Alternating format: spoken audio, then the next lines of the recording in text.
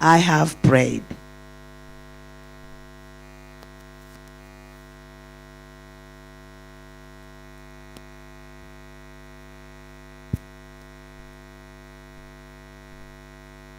Honorable Minister and Chief Guest, the Executive Secretary, and our dear guest, you are welcome. The 10th anniversary of the Uganda Business and Technical Examination Board. It's our birthday, started launching, we are going to celebrate. We would like to really celebrate with you, Honorable Minister, with us. We have the historicals, the revolutionaries who started the UBTEP. We have our former executive secretary. We expect our former chairman. For your honor, I would request that when I mention the categories of persons present, your honor, you allow us that you see them. Those who are former leaders of the Uganda Business and Technical Examination Board, may you stand up for recognition. The former executive secretary, the former chairperson. Here on your right, Mr. Wanyama has stood one of the leaders. Chair, we also have the board members, of course, beginning with your chairperson on your left-hand side. And then in front of you, we have the board members, or members of the board of the UBTEP. May you stand up for recognition, and thank you for turning up. Thank you for supporting the Secretariat and the Executive Secretary. Chair, I mean honor your guest of honor in performance of its mandate. The executive, the UBTEP has a linkage with other subsectors within your sector. With us, we have the head of the agencies in the Ministry of Education and Sports. We have the Executive Secretary of UNEB. Kindly stand up, Commission. We have the Executive Director of HESFEB, commonly known as the Students' Loan Scheme. Welcome, Mr. Wanyama. We have the head of the interim Secretariat of the TVET Council. Please stand up, sir. Chair, with us we have other representations from different fraternity, including the media. At this juncture, Chair, all protocols observed, I would like to allow us that we start the function with the welcome remarks. Yes, our guest of honor, I'm sorry. Allow us to start the function with remarks, welcome remarks from the Executive Secretary of the Board. Thank you.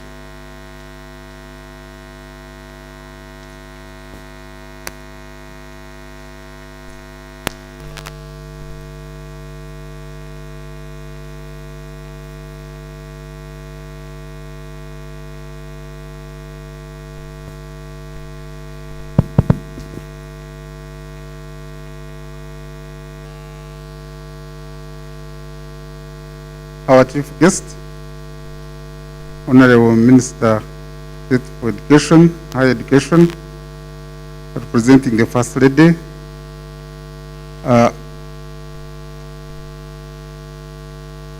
representative of the Permanent Secretary. I don't know whether he's already here. Mr. Cage, are you in here? Okay. The board chairperson and members of the board,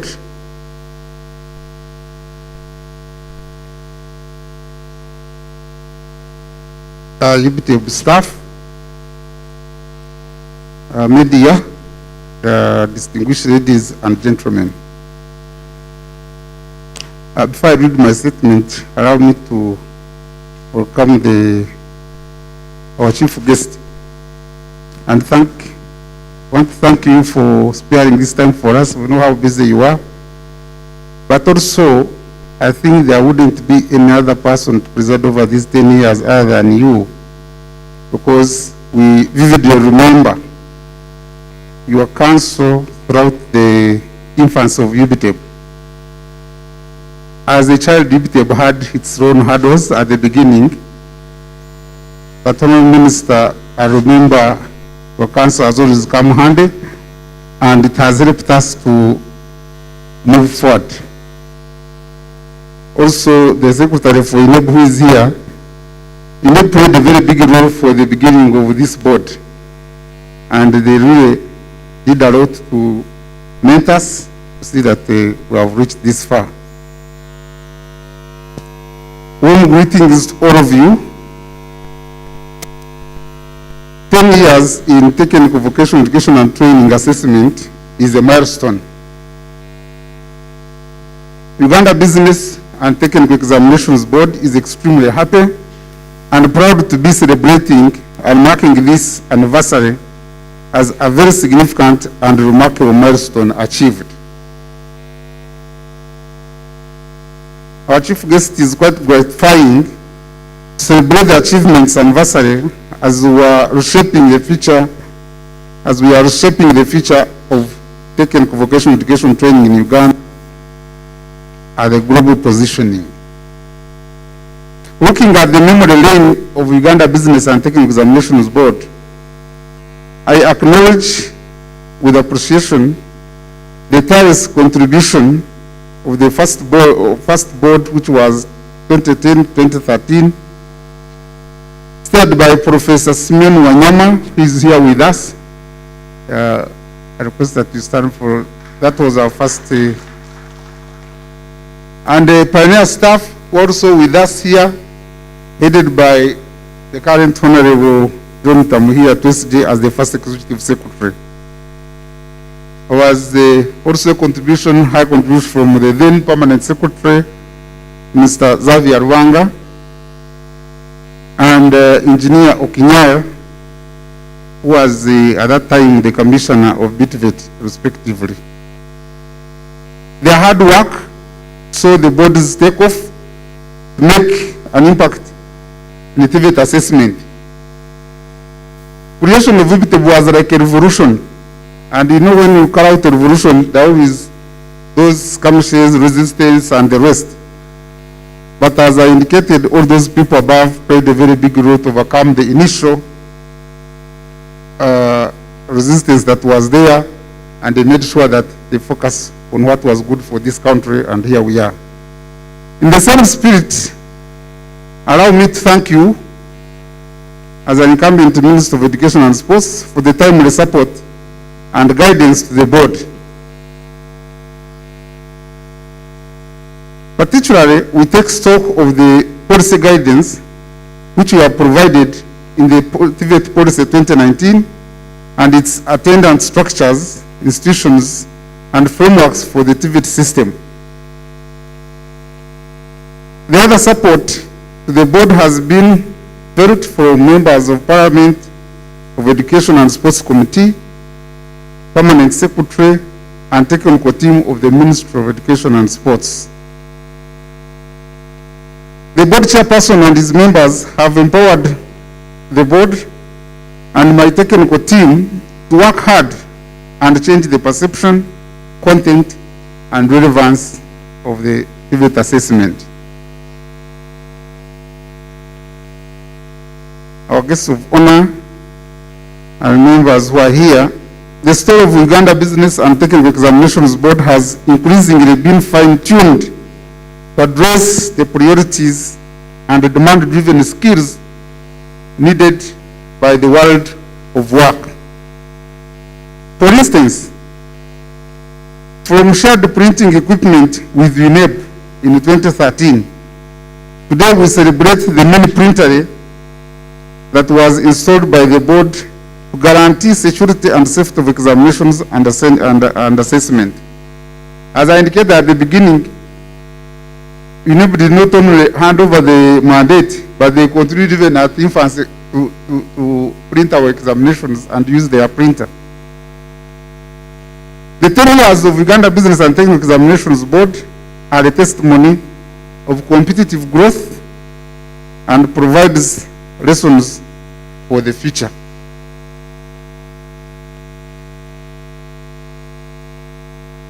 The skills landscape in Uganda and globally is changing, providing new opportunities and challenges.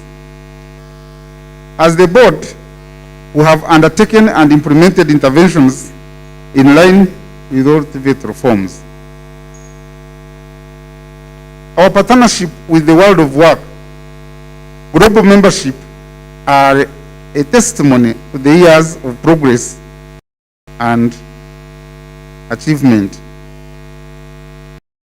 Our next focus will be on ICT integration, automation of systems, and modularized assessment.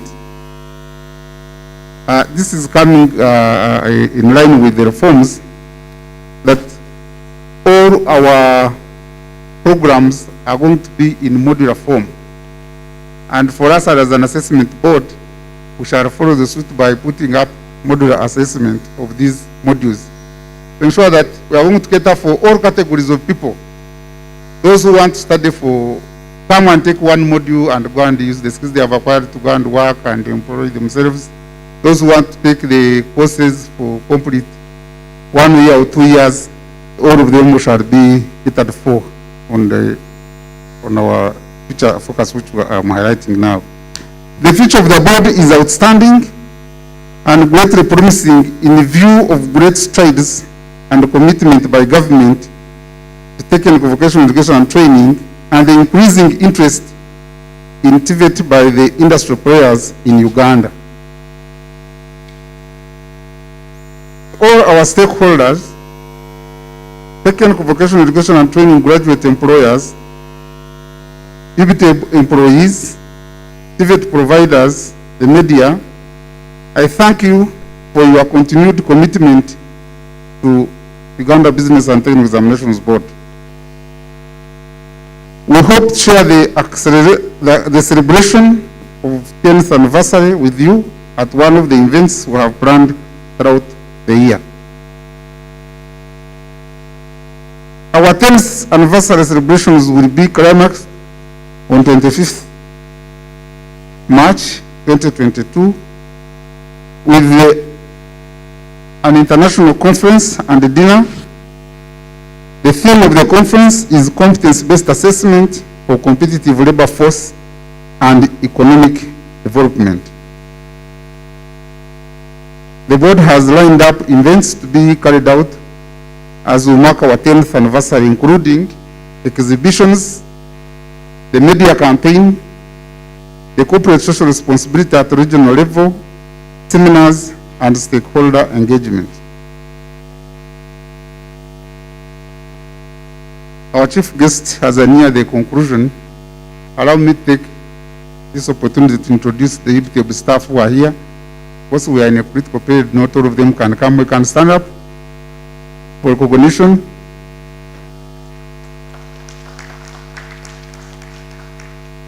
And also to introduce the Deputy Executive Secretary of Finance, Human Resources and Administration, Mr. Kawanguzi. This function has been spearheaded by him, and he has been steering the committee. We thank him for that. Our chief guest, once again, on behalf of UBT, I welcome you and thank you for sparing this time to come and be with us. And I hope you to enjoy these celebrations.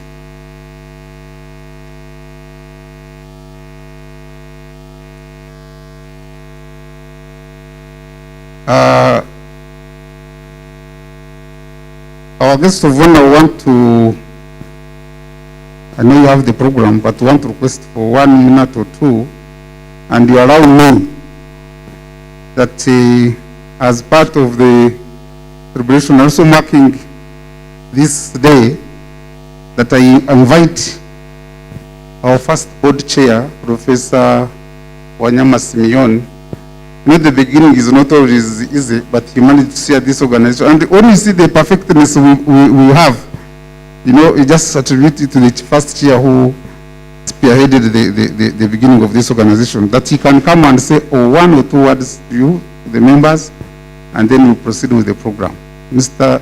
Professor Nyoni, the permission is granted.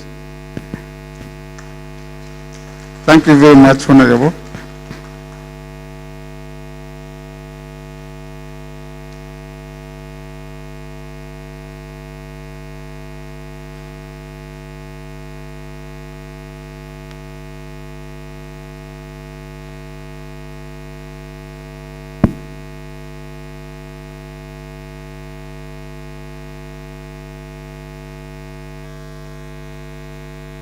The guest of honor, Honorable John Chrysostom Muyingo, representing the Minister of Education, the board chair of UBTEB, the executive secretary, the members of staff, members of the board, and all the others in your respective positions. I'm very delighted to be here today, seeing that this organization, which we started 10 or 11 years ago, is still surviving and growing. When you start something, you don't know what will happen to that enterprise. But UBTEB has been a success story. It started off with a meeting in 2010 of the different stakeholders, that is, the heads of institutions offering business, technical, and vocational education. And it was during that meeting at the Sportsview Hotel that I was elected by the members as the first chairperson of the board. Then in 2011, we appointed the key staff, including the first executive secretary, Mr. John Trespier, and the current executive secretary was also appointed during that time as the director of finance. I'm happy to note that most of the key staff whom we appointed during that time are still serving UBTEB and are helping it to grow.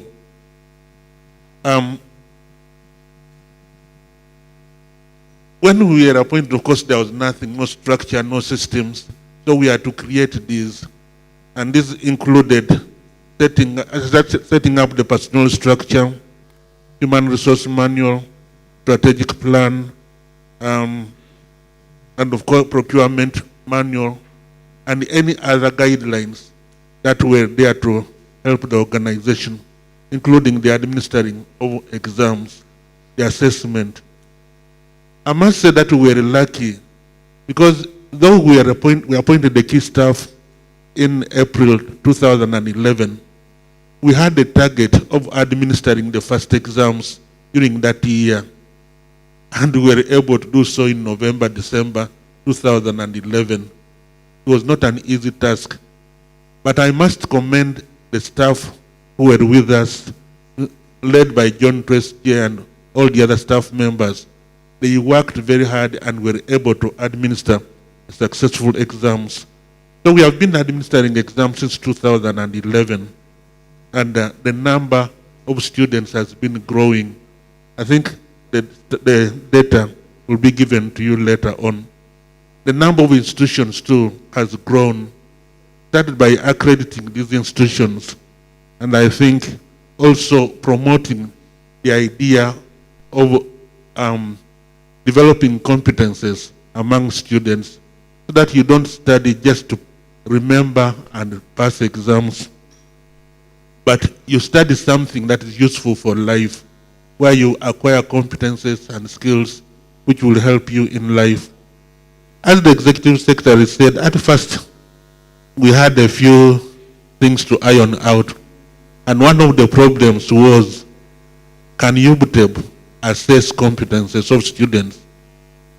There was a feeling that this was a preserve of DIT and not UBTEB.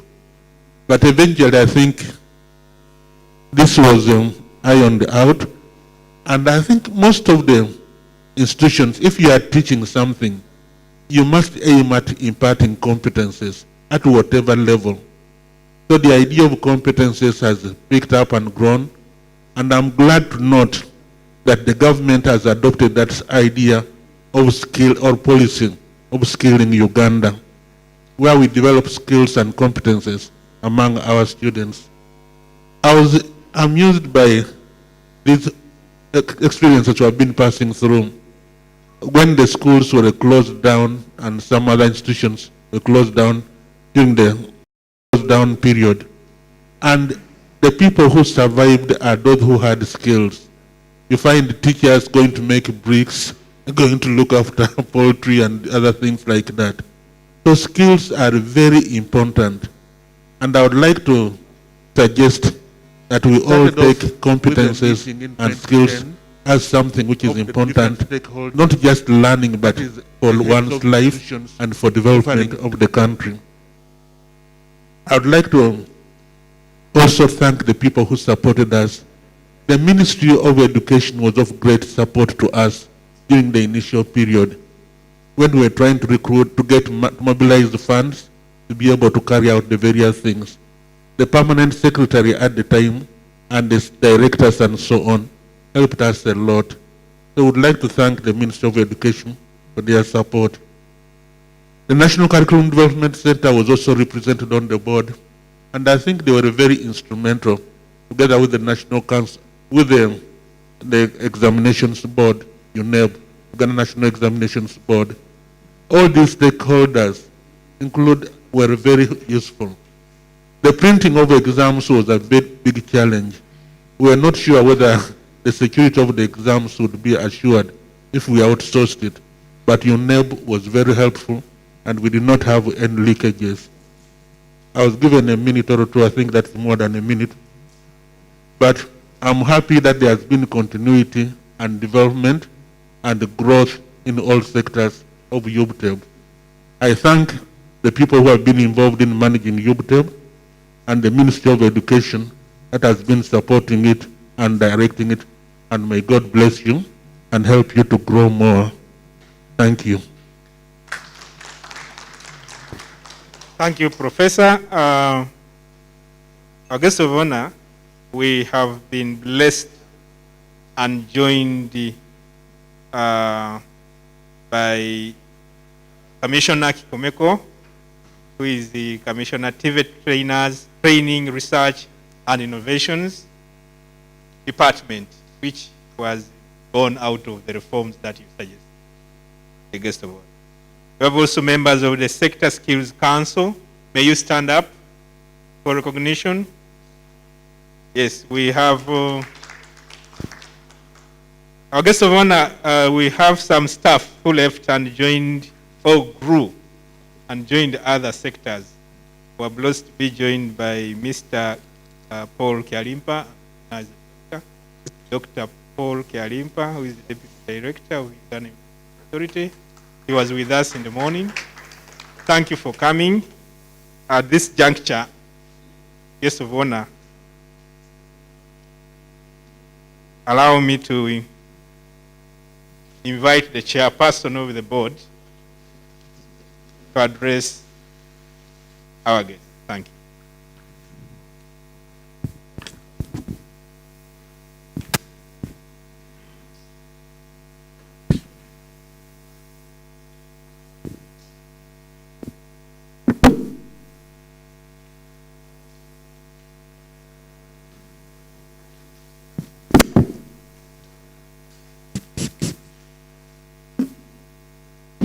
Our guest of honor, I had to use my sanitizer because this looks like water. Our guest of honor, who is the First Lady and Honorable Minister of Education and Sports, but represented by Minister for Higher Education, members of Parliament. I don't think we have members of Parliament yet. The representative of the Permanent Secretary, the heads of MDAs, which includes my very good colleague, the Executive Secretary of UNEB, the board members of UBTEB who are here, both past and present, the Commissioner Tivet, O&M, is he here yet? Okay. The Executive Secretary and staff of UBTEB, distinguished ladies and gentlemen, of course the press. Our chief guest, I want to really congratulate Onesimus and team for having succeeded in making me arrive after the minister. They told me you will arrive at 10. I took my time, and I think their intention was that you arrive before me. And I know you don't like that, so I really apologize for arriving late. It is my distinct honor and high privilege to welcome you to the launch ceremony of the 10th anniversary of UBTEB. And I really want to thank Professor Wanyama for the kind words, first of all, which you have told us, and for being the pioneer chairperson of the board. I know I have known you as the chairperson of PPDA. I didn't know that you were the chairperson of UBTEB. So I'm really happy to see you here and those kind words. I welcome you, Honorable Minister of Education and Sports, and all dignitaries present. At this moment, our dear chief guest, allow me to introduce the board members. They had already introduced them, but I think you can still put up your hand, or you can stand up now and we hear you one by one. If we can get the mic. If we can quickly get the mic. MC, you like sleeping too much. Get the mic for the board members.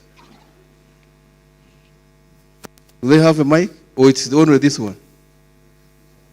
Yeah. Yeah, so let's have the board members introduce themselves. Engineer Disan Soz from the Ministry of Water and Environment.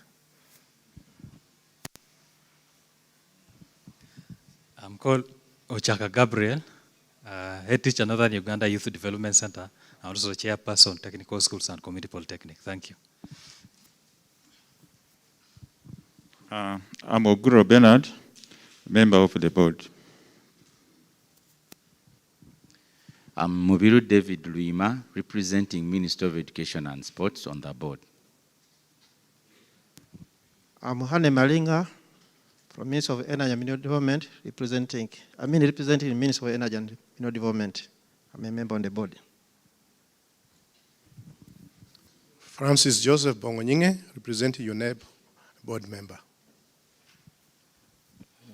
Michael Ochero from Ministry of ICT on the board. Thank you.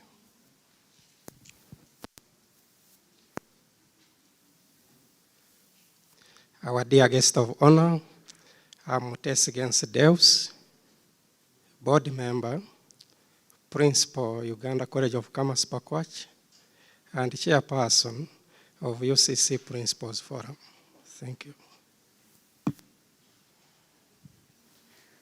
Our guest of honor, I'm Professor Mauda Kamatene Sumjisha. I'm a member of the board, but also the Vice Chancellor at Bishop Stuart University. I sit on the board representing private universities. Thank you. Okay, thank you very much. Board members, those are the ones who are here. Okay, that's right.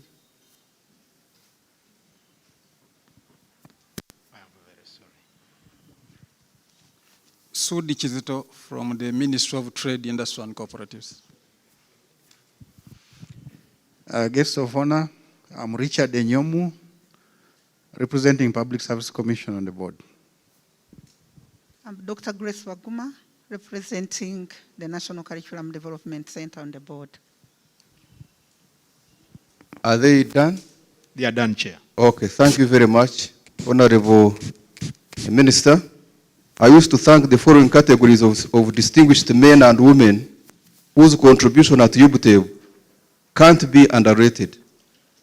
All predecessor chairpersons, Professor Simeon Wanyama and Professor Vanasius Bariamureva, who had confirmed to come. Maybe he will come a little bit later. The former board members and the pioneer executive secretary of UBTEB, Honorable John N. Twesje, who is now the chairperson of the Education Committee of Parliament. Your presence is a great statement of trust and confidence in sharing the success story of UBTEB, and indeed a remarkable journey since 2011. On the celebration of the 10 years of UBTEB, I am deeply encouraged by the memories of the golden 10 years that have passed, and more encouraged that the next 10 years will be years of rapid growth of the board in ensuring qualitative assessment. On behalf of the board, our chief guest, allow me to share with you the journey of the board and how far we have reached now. Our chief guest, in the last 10 years, we have a candidature registration of 256,712 from 10,000, which we had in 2011. Our cadre output to date is 171,835. Our staffing is 89 professional personnel, and the programs examined are 173 examinable programs at UCPC, National Candidate, Certificate, National Diploma, and Higher Diploma. The funding status, we now have a cumulative growth. We've been growing year by year, and as I talk now, UBTEB is a vote, meaning that it is financially self-accounting. The infrastructure, we have a building which is 7-storied for the UBTEB Assessment Center, which we want to start constructing effective this year or early next year, and it will be completed in 2023. Groundbreaking is one of the lined up activities of this preparation period.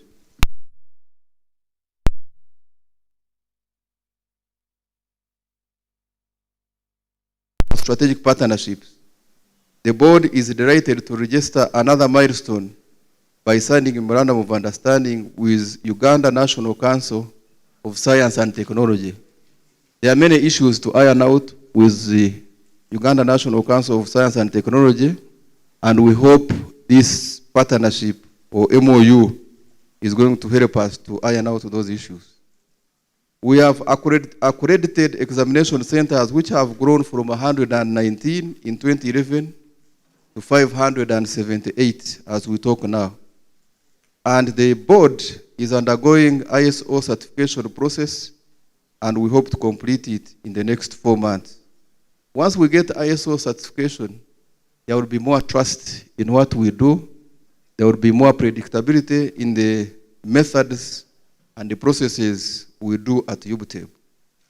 Our dear chief guest, the board envisions to undertake the following interventions in the next phase of moving forward. I think my colleagues were very careful not to put the timeline here. The next phase of moving forward. Implementation of modularized assessment. Our chief guest, this is a very, very important activity. When I learned of it much more, or when I went deeper into it, I was told that when you have modular programs, somebody can even do a program, leave, go and work, and come back. So it is a very flexible system, and we hope that the government can support the board in having this assessment effectively carried out. The completion of the construction of UBTEB Assessment Center is also at our critical path. We need it So for the sustainability of the board, we are currently renting and it's not sustainable. The construction of warehouses and laboratories at Namave Industrial Park. We are also going to carry out recruitment of more technical and professional human resources as per the approved staffing structure. More international and global partnership in TVET assessment will also be carried out, and then support towards the enactment of the TVET bill. As and when we are asked to make a contribution, we shall make a contribution so that the bill can be enacted into law. We want to support establishment of a national technical university. A national technical university is a very, very important concept for purposes of adding more value and more interest in TVET programs. As I conclude, our chief guest, I would like to state that the road ahead will be challenging and engaging. This is not a problem, of course, because that is what leadership is all about. But as a board, we shall ensure continuous improvement, interventions, and in strategic areas that are critical towards the attainment of the mandate of the board. I want to urge management and everybody who is involved in these preparations to be as cost-effective as possible. Normally, these conferences attract a lot of irregularities. So I want to really request the ES and whoever will be involved in the day-to-day preparations that let's be cost-effective. Let's do whatever we are doing and ensure that we are not caught at the end of the day for having caused some financial issues. And of course, we should do whatever we do, knowing that there is no money. The economy is getting out of COVID, and we hope that we can be as careful as possible so that we spend the money effectively and efficiently. I thank you, our chief guest, for coming once again and honoring our function. And please enjoy the launch ceremony of the 10th anniversary of UBTEB. And therefore, I take the honor to invite the commissioner, the commissioner to also come and have a few words. I thank you very much.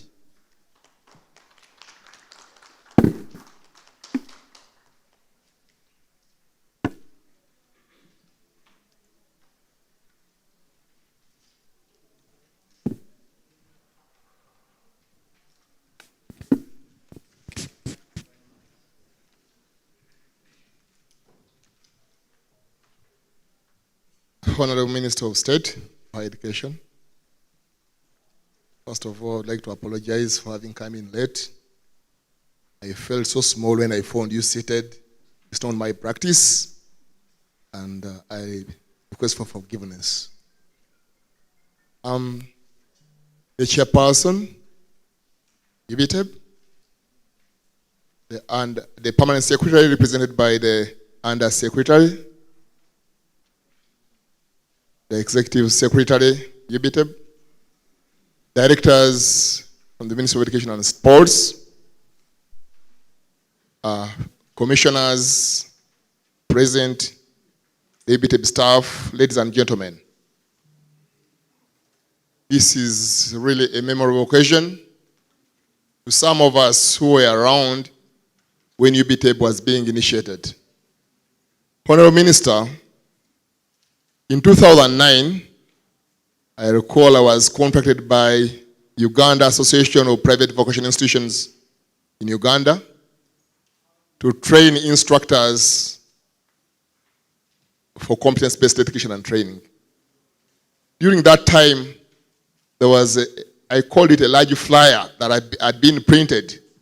I got a copy of it, and it was advertising, or it was pronouncing the coming of UBTEB. It had a lot of information on it. So during my trainings, I could tell the instructors that there is an organization coming, taking over from UNEB. And I really found resistance from the instructors. They didn't know what they were resisting, but I insisted. I remember I told the instructors throughout the country that when the fire is coming and you find yourself unable to fight the fire, you simply run away. But UBTEB is coming, and really 10 years down the road, UBTEB has done a good job. So I thank you so much, UBTEB. Whereas UNEB was doing good work, but the coming of UBTEB it gave birth to a newborn Ugandan. Because we moved away from the kind of assessment that was basically norm referenced and moved into a new area of criterion referenced. Assessment that addresses competences. Today the song throughout the country is competence-based education. Competence-based education.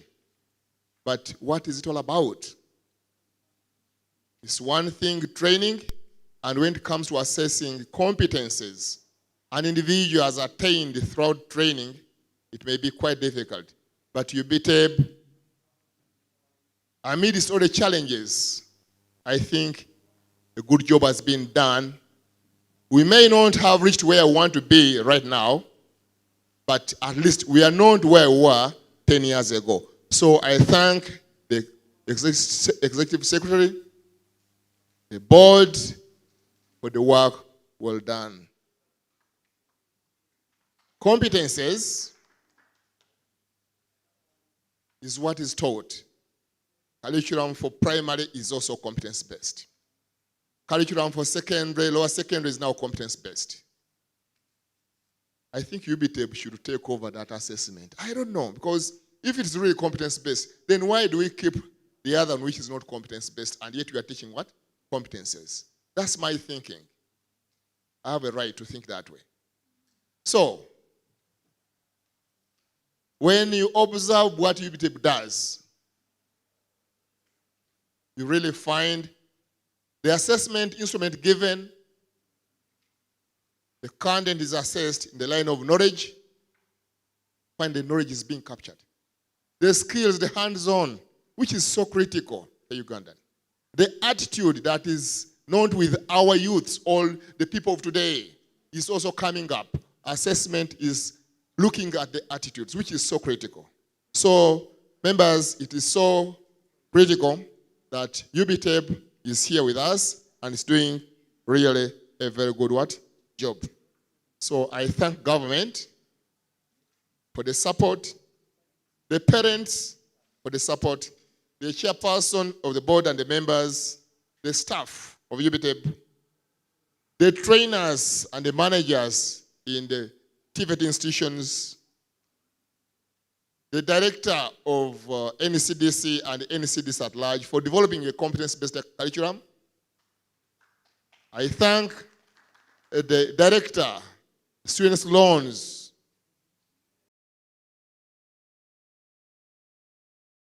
to make it because of financial challenges.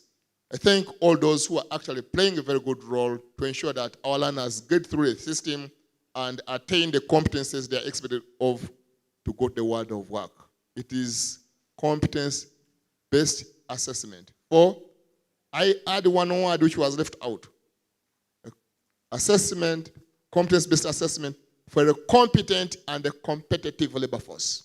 Competent and competitive. Competent was left out for a purpose, but I added there, competent and competitive labor force and economic development. I thank you so much. I right now take this honor to invite our permanent secretary, represented by the under secretary. Sir, come and address you people. Thank you so much for God and my country. Thank you, Commissioner. As the permanent secretary is coming, I would like to introduce in our midst the former staff still and grew to be a member of parliament, now is emeritus. Honorable Paul Amuru, who was our senior public relations officer then. Thank you.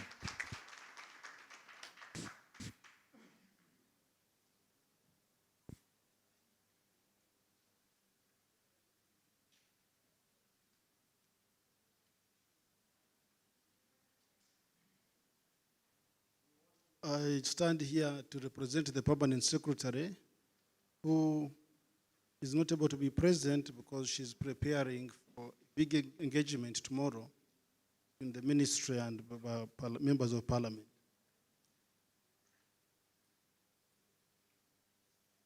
So I'm called Irumba Roger Kaija. I'm under secretary and I will represent permanent secretary. The Honorable Minister of Education and Sports, the chairperson and members of UBTEP, the director HTVET, executive secretary and staff of UBTEP, Commissioner TVET, the press, distinguished ladies and gentlemen. I and the entire Ministry of Education and Sports associate with the journey and milestone registered during the UBTEP 10 years of service in TVET assessment. The government of Uganda reinforced this board with policies and laws that have shaped the delivery and assessment of TVET in Uganda. The main ones being the TVET policy of 2019, the BTVET Act of 2008, and the statutory instrument 2009, number 9, which established UBTEP as an institution. I take exception tribute to the UBTEP for complying with all the ministry initiatives in strengthening TVET system in Uganda, and in addition to the critical role played in assessing the TVET graduates to productively participate in the national growth and development. As a ministry, we are proud to note that through UBTEP assessment, the implementation of some of the TVET reforms is on course. The ministry pledges to continue with the support to UBTEP systems and procedures of ensuring quality assessment of TVET candidates, especially the competence-based assessment, and the capacity building for TVET trainers, assessors, and verifiers. This has made the trainees more practical and possess hands-on skills. The innovation of real-life projects has transformed TVET trainees into skilled labor force and contributed to infrastructure growth and development, such as staff quarters, workshops at various TVET institutions, and community engagement projects. The Ministry of Education and Sports is committed to continue supporting UBTEP to achieve a mandated function of streamlining and coordinating the assessment and examination of TVET and other specialized education and training in Uganda. I'm impressed by the commitment of UBTEP to partner with the industry, for it is the key emphasis in the TVET reform. This is a very commendable and a job well done. I wish to congratulate the board, management, and staff of UBTEP upon making 10 years in the implementation of your mandate and service. I am now pleased to invite the Honorable Minister to address the celebrants and the guest present. Honorable Minister, sir.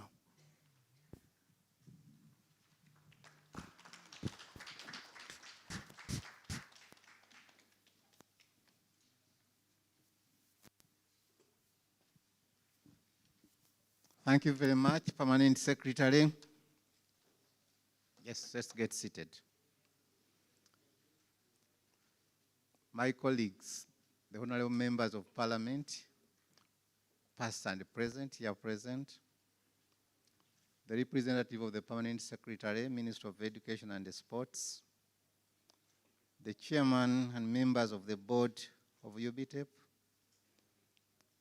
the first chairman and all past board members of UBTEP, heads of boards and commissions present,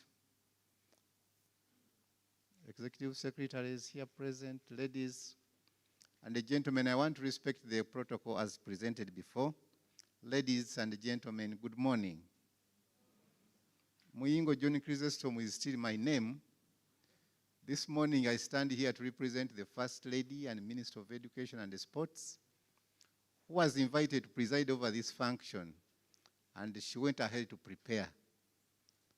But due to equally important state duties elsewhere, she found herself unable to be here.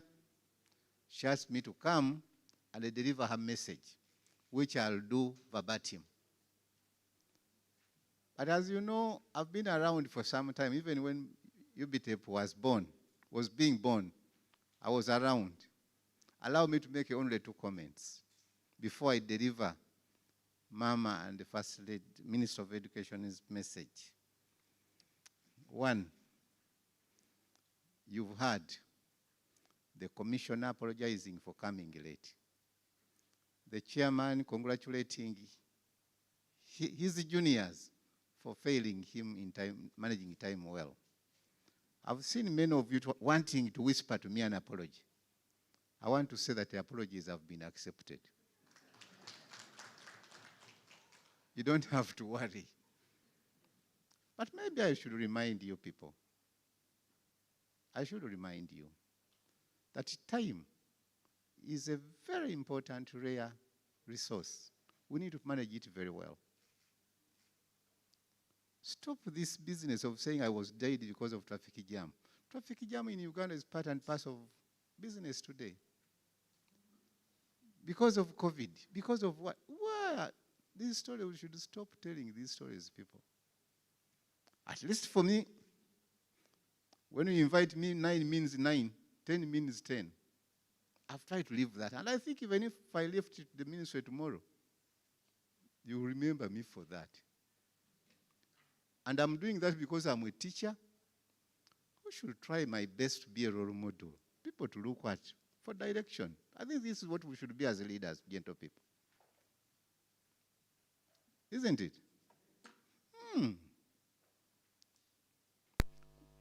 It's a very important resource which we must guard jealously and protect, especially for those of us who are in education.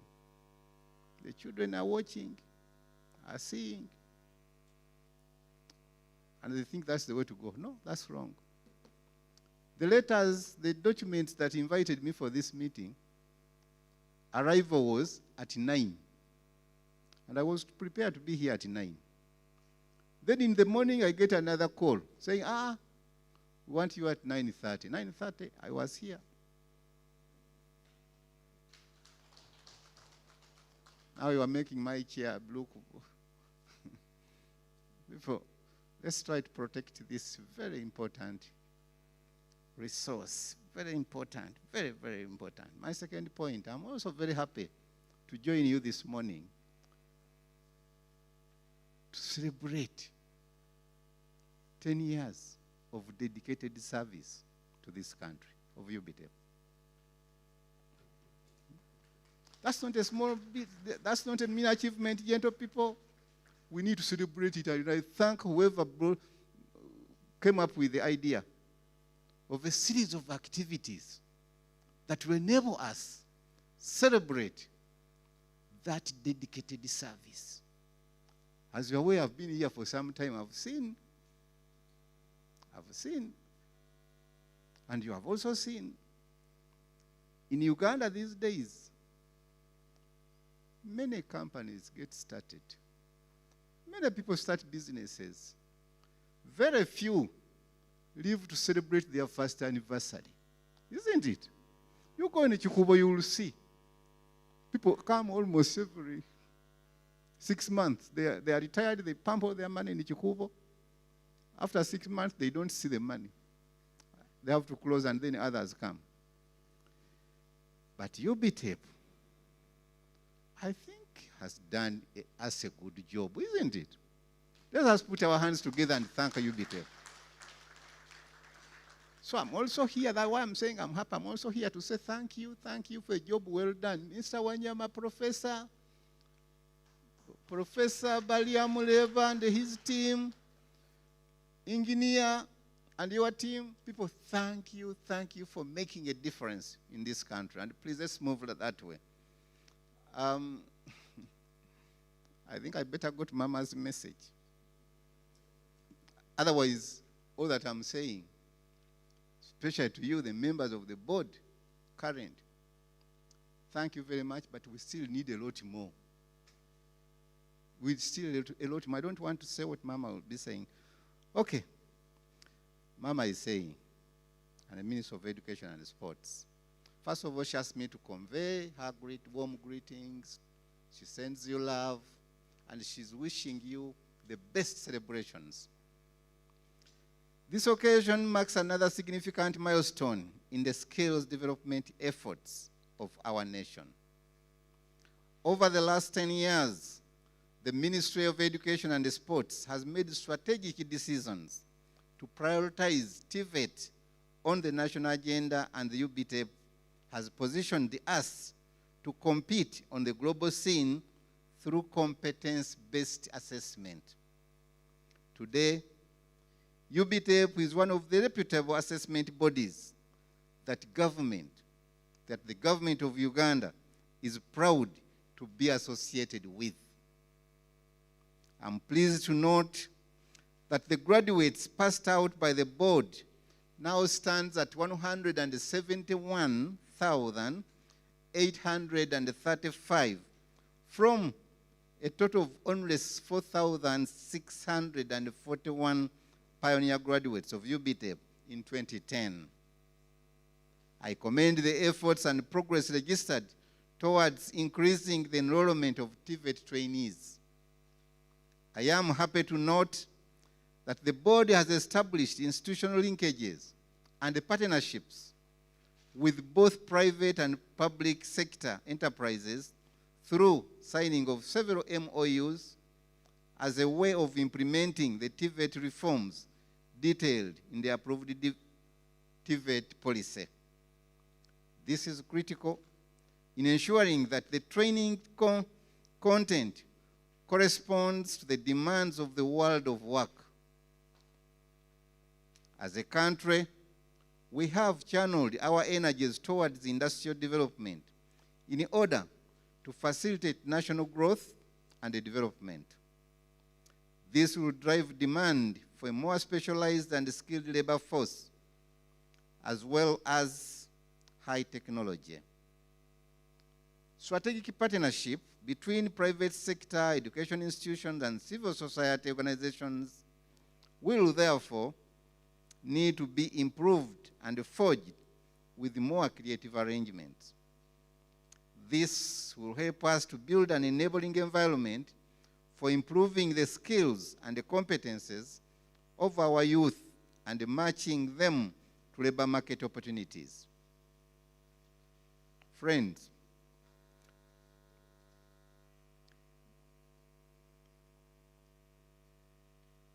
with our friendly business environment, skilled workforce, and a developed infrastructure, Uganda will continue to be an attractive destination for investment in oil and gas, tourism and hospitality, real estate, ICT, among others in the region. Therefore, agencies like UBTEP form a critical base of the entities that will make a direct contribution in human capital development, which is so essential for industrial growth and national development.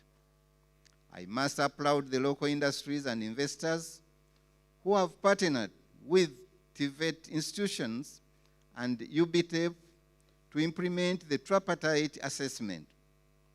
For example, I'm told the industry-based supervisor assesses and awards marks to candidates undertaking industrial training before they graduate from TVET training institutions.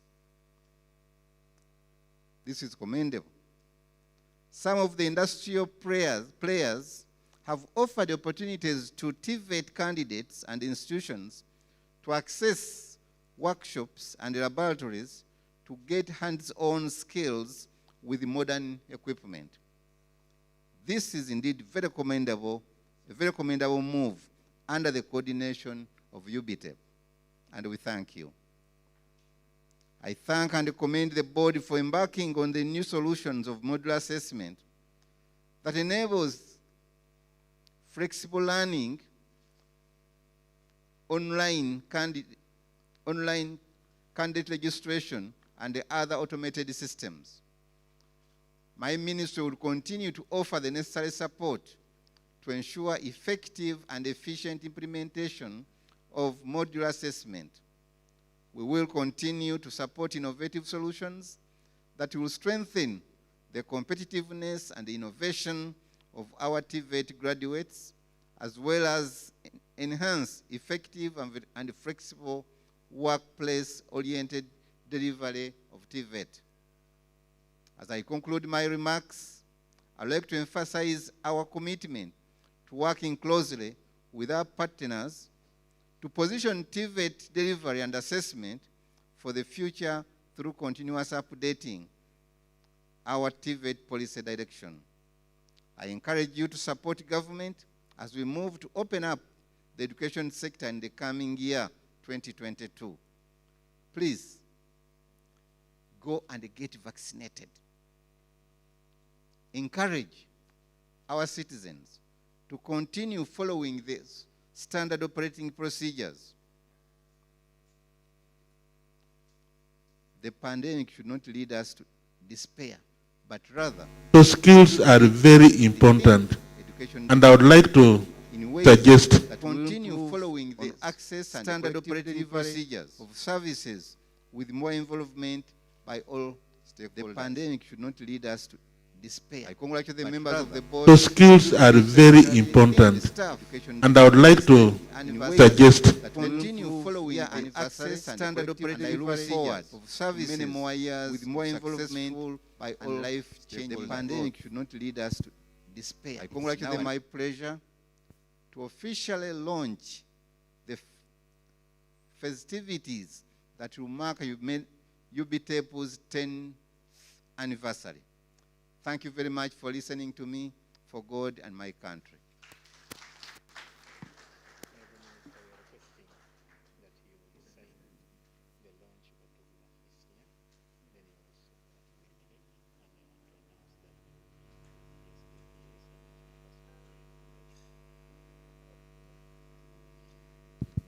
Our chief guest, we want to thank you for that sweet message for our guests. And we want to request you once more that you sign our launch autograph. And then later, you also cut a cake as a symbol of blessing this function. And I request the chairperson of the board, the executive secretary, and the PS to join the minister in this final ceremony. Thank you.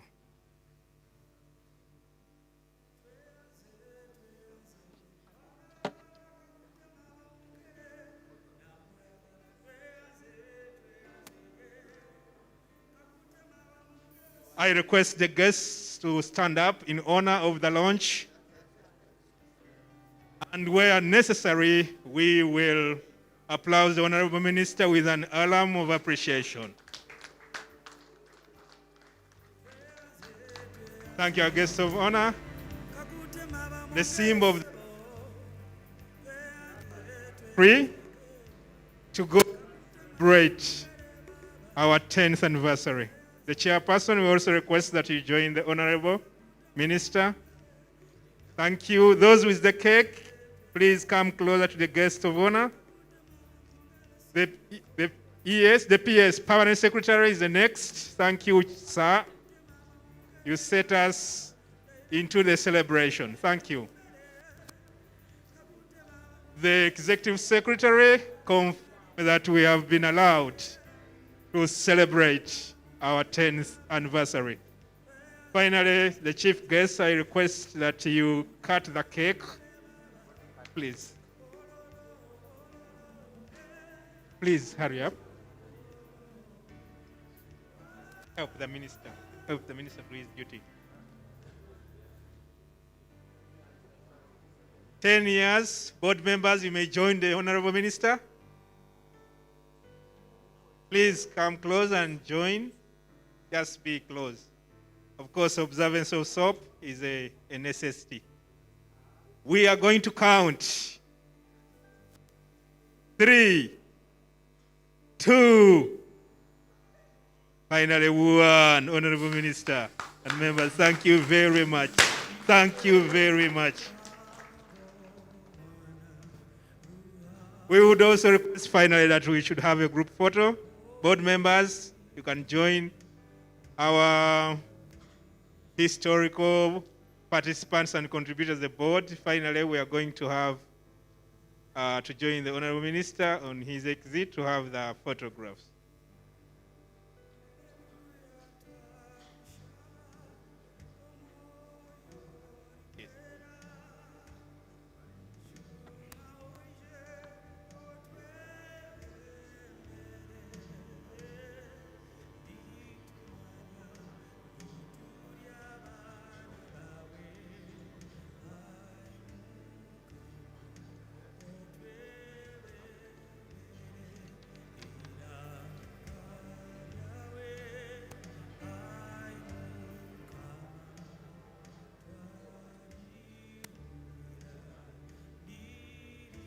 So the last statement, wish last, because he's leaving now. You just walk away because we are leaving now. Just consult with because we can have now statement.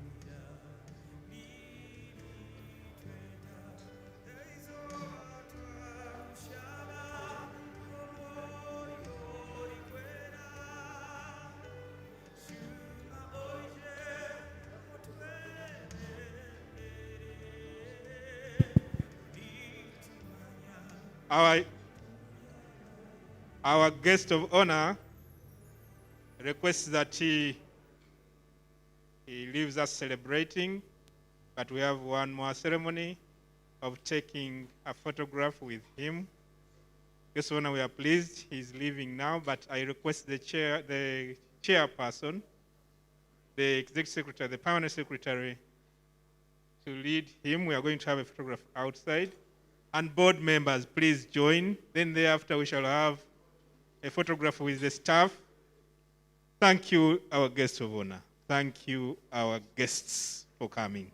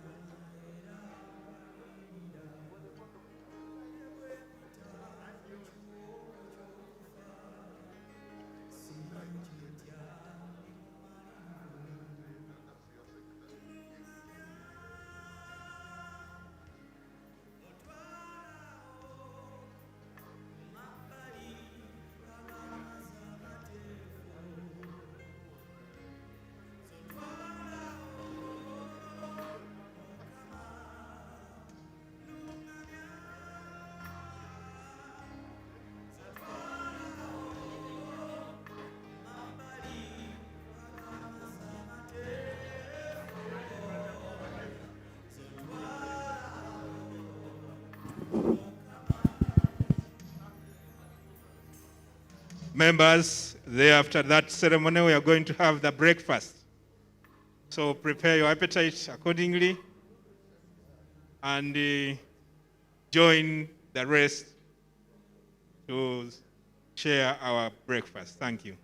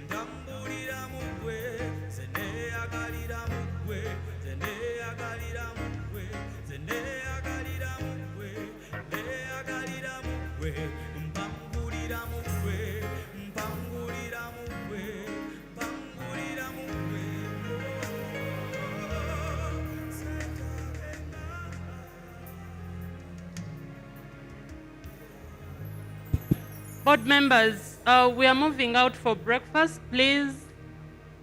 The breakfast is just outside here. Members, the breakfast is just outside here. Let's have a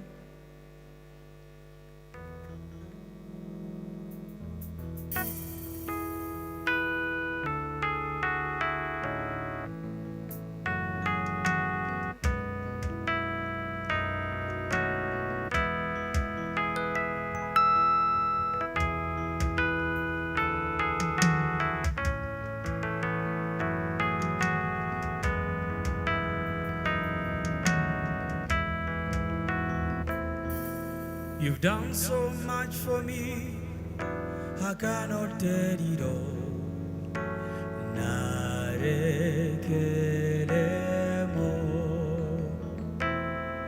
If I heard 10,000 tongues, it still won't be enough. Narekelemo.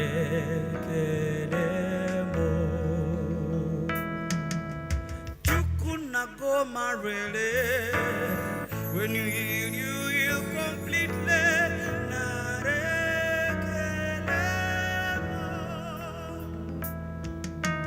Tukuna robi mo. Isi ikenule.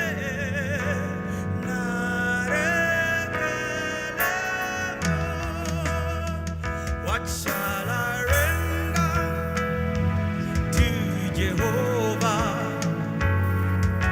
For he has done so very much for me. What shall I render to Jehovah? For he has done so very much for me.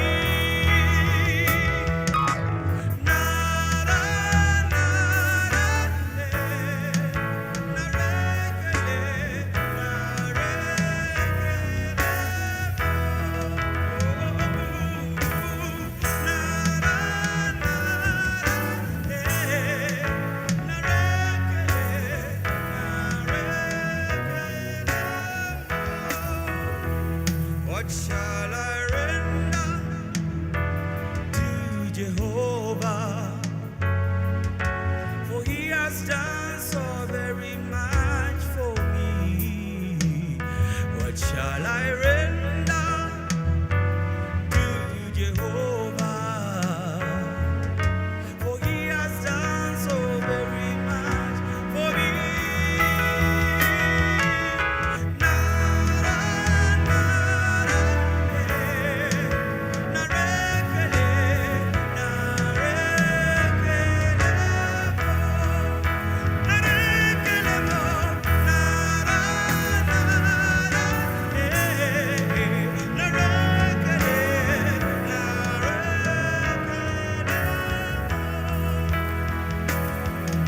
You've done so much for me, I cannot tell it all.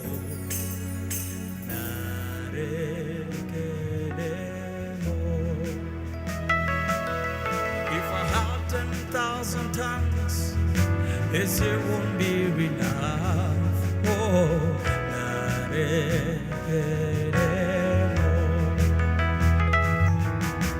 Tukunago marele, when you yield completely.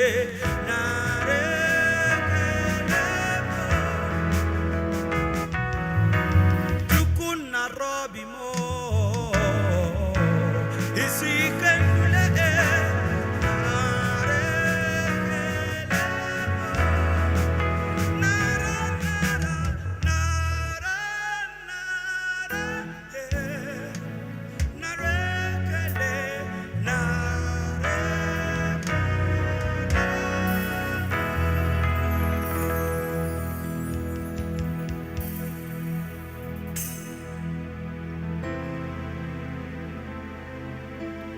There comes a time when we heed a certain call, when the world must come together as one.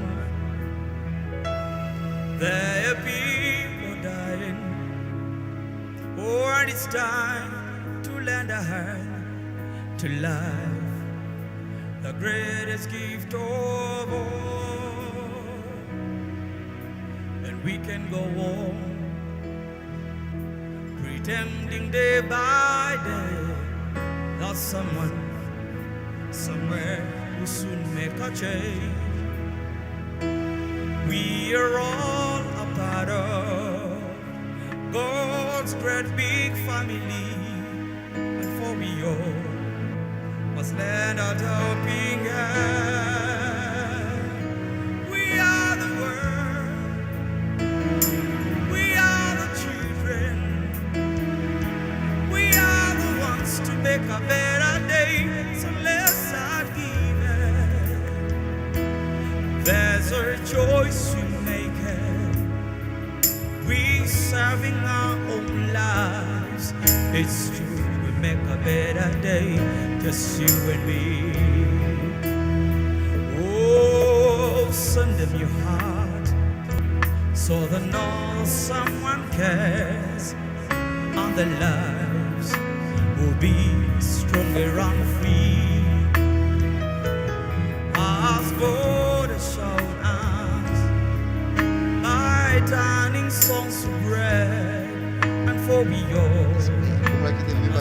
So skills are very important, and I would like to suggest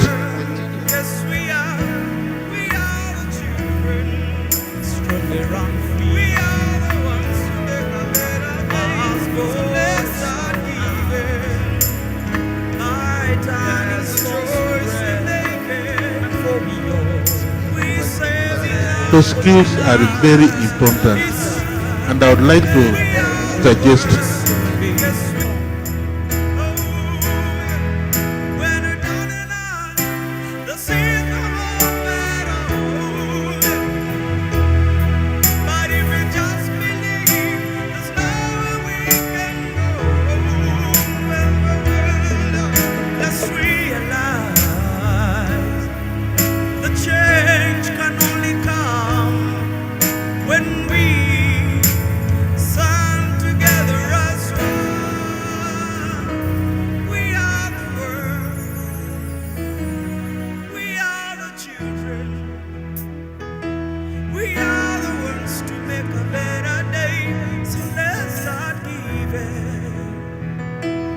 there's a choice we make. We serving our own lives. It's true, we make a better day. Just you and me. Hey, we are the world. We are the children. We are the ones to make a better day. So let's start giving. There's a choice we're making. We saving our own lives. It's true, we make a better day. Just you and me. We are the world. We are the children. We are the ones to make a better day. So let's start giving. There's a choice we make. We serving our own lives. It's true, we make a better day. Just you and me. Oh, there's a choice we make. We saving our own lives. It's true, we make a better day. Just you and me.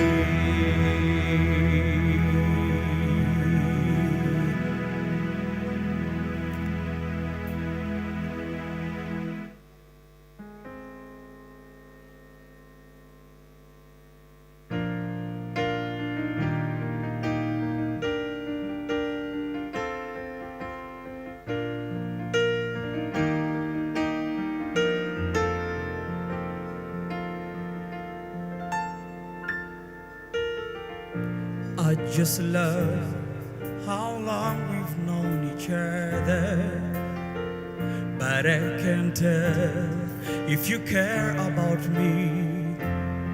Yeah, yeah. Well, I'm your friend. What else can I do? 'Cause you've been quite a mystery. You got all of these brand new friends. They keep taking your confidence, but I'm keeping my faith in you. Oh, deep in my heart, you've been worried, puzzled, surrounded by big trouble, but I'm keeping my faith in your. Oh yeah, oh yeah. We all cried when your first bow was taken.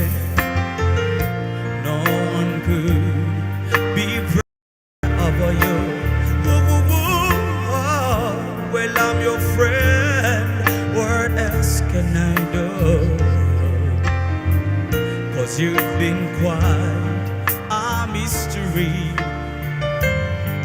About people who hang around,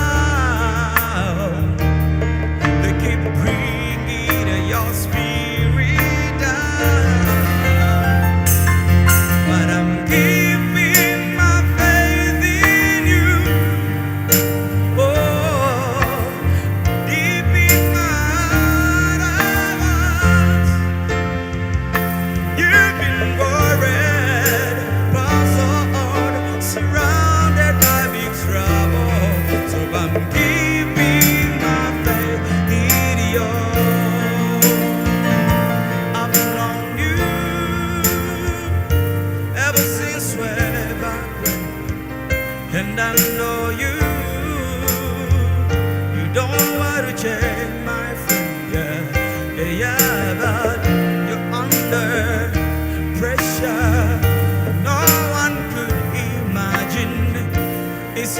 the good times that we've been having. But you are a real strong brother, and I know you recover. So I'm keeping my faith, yeah, keeping my faith in you. Deep in my heart of hearts, keeping my faith in you, keeping my faith in you every day. Deep in my heart of hearts, you've been worried, puzzled, surrounded by big trouble, but I'm keeping my faith. You've been worried, puzzled, surrounded by big trouble, but I'm keeping my faith in you.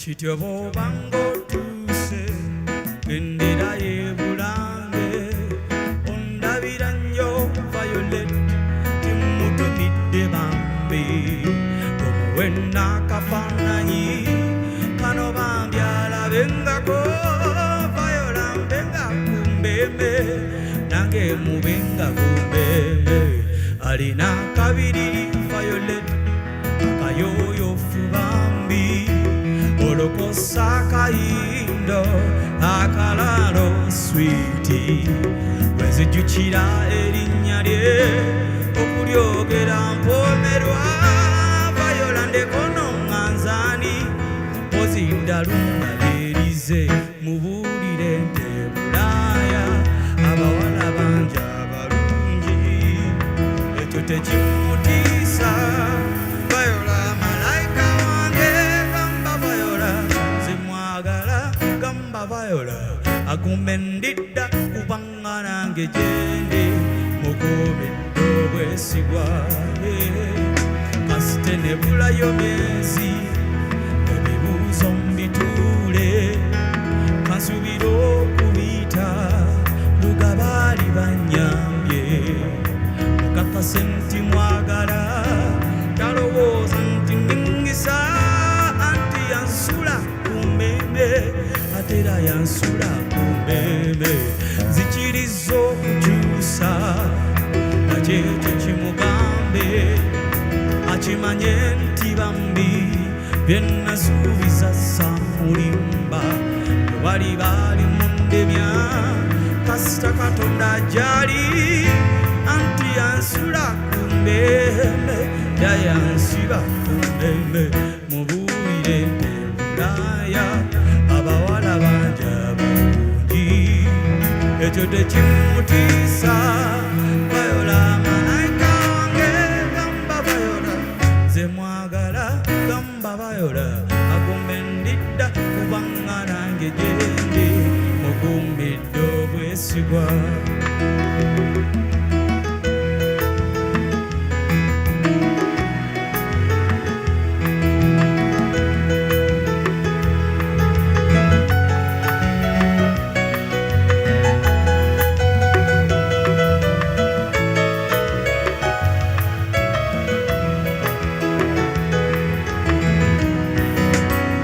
mubuulire nti Bulaaya abawala bangi abalungi ekyo kye kimutiisa Viola malayika wange gamba Viola nze mwagala gamba Viola akumbe ndidda kubanga nange gyendi mukuumidde obwesigwa kubanga nange gyendi mukuumidde obwesigwa kubanga nange gyendi eno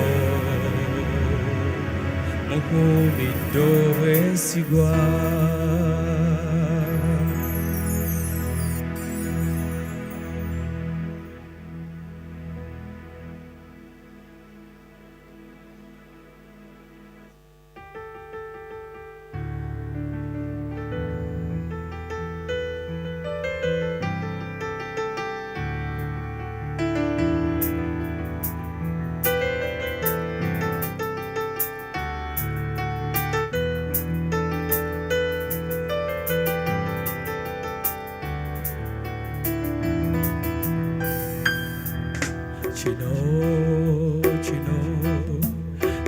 kyendiko si kyangu sagala kukulumya bambi kale sagala okabe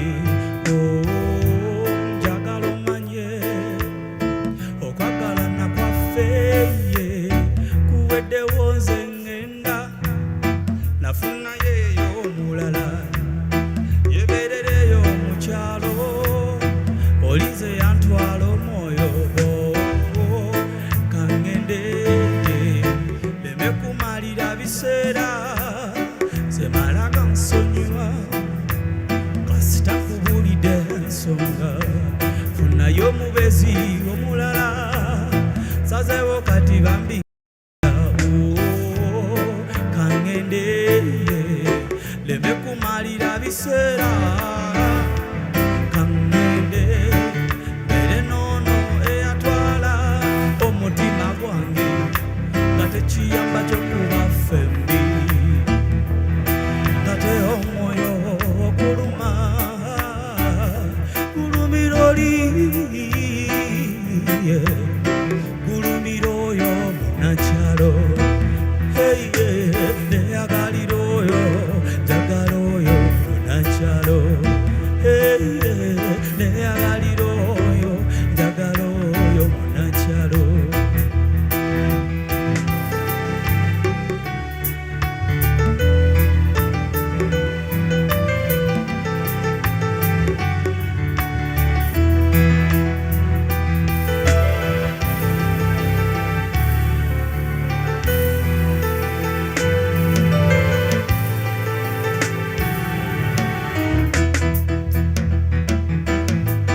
endembere noonoze alina empisa nno ate mukaka mutayagala abayomba enza musanira nzeka so n'omutonzi asazeewo mbere noono omunakyalo akwata kiddima nno ate akokya ne ku bikokyo engero bw'ensonga kaŋŋende leme kumalira biseera kaŋŋende mbere noono eyatwala omutima gwange nga tekiyamba kyokuba ffembi ate omwoyo oguluma gulumira oli gulumira oyo munakyalo neyagalira oyo njagala oyo munakyalo neyagalira oyo njagala oyo munakyalo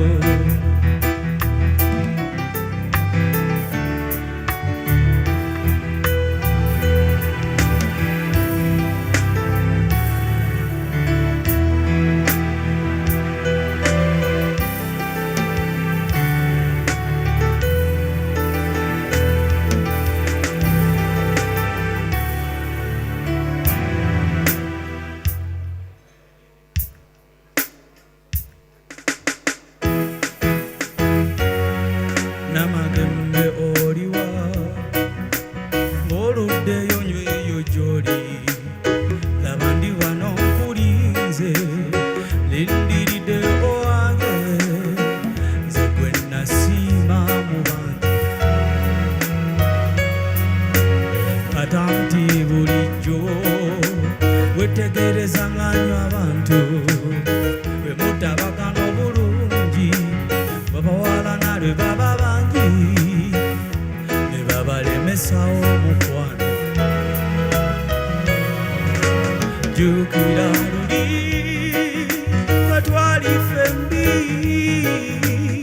nga batulaba balaba bubi olw'okuba nti ffe tussa kimu ne tubalemesa yongereyo wano tobalira n'ababi tobalira nabo kukulumya aba bakolerera okukulumya baveeko baviire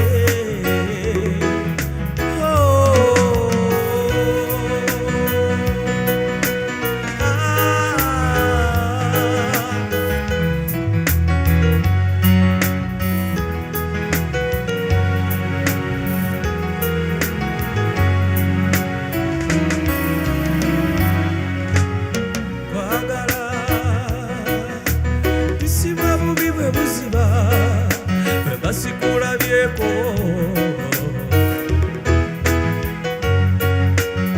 twagala ekimalamu amaanyi bwe basikulabyeko sula bubi nyoze lotuloto tubula bwe basikulabyeko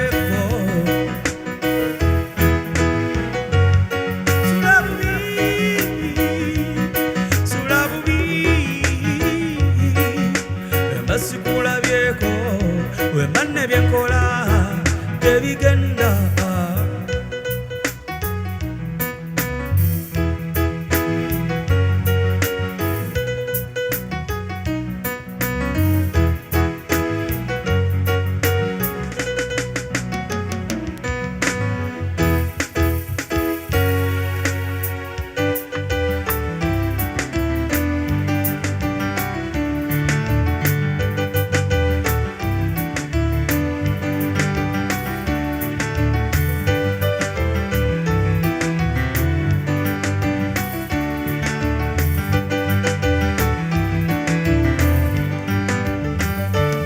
mazima ndabirawa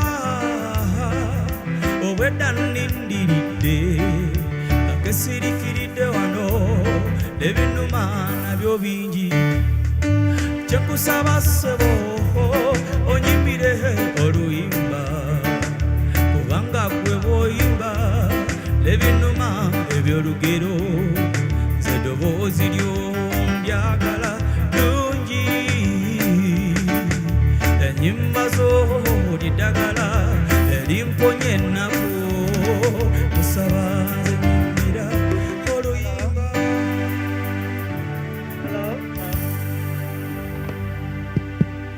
Members, as we have tea, please let's assemble inside. We'll continue the program. Ushers, please let the members come in. They'll continue the program. Next on our program, we have a documentary, we have alumni testimony, and we shall have other communication coming along, plus our lunch. So I request ushers, please let's have members in. We'll continue with the program. I request the high table members to come in, then we continue with the program until when we finish officially.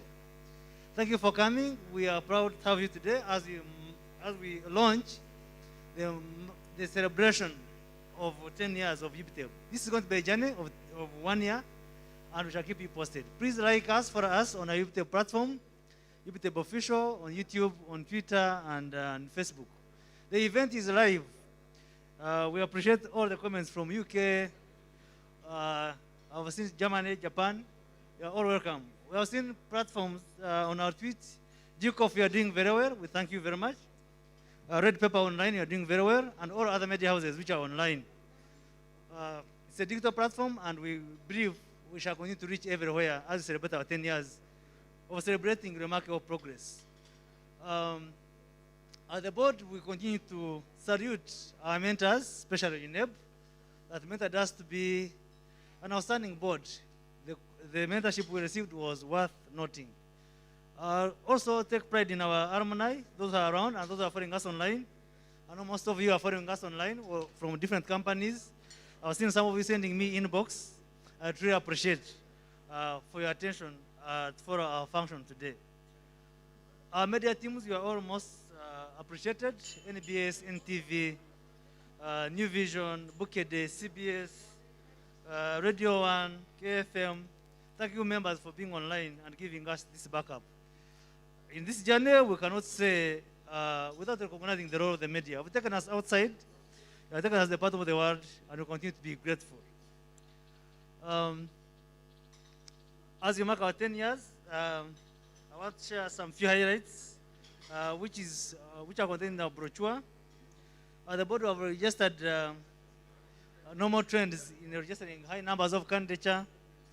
We have registered high numbers in terms of cadre outputs. We have registered numbers in terms of female enrollment in our TVET institutions. And we appreciate all the stakeholders for the job well done.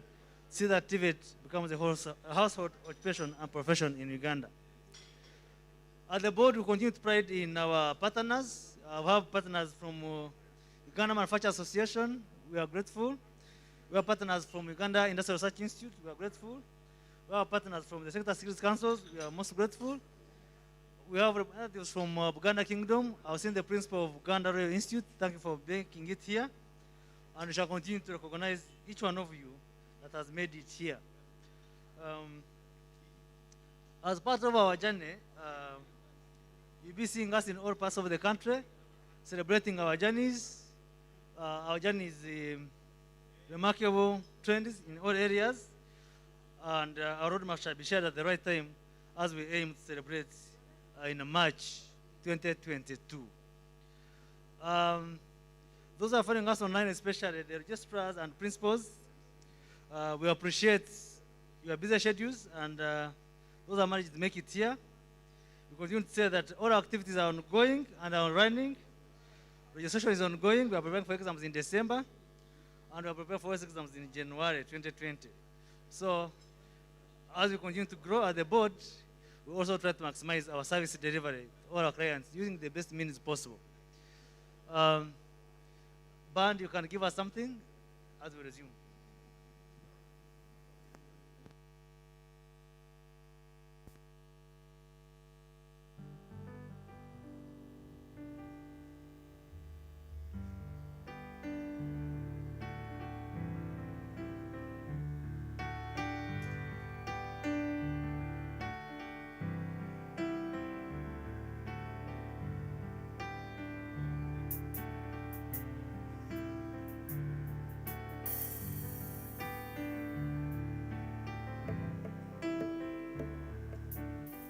It's amazing how you can speak right to my heart.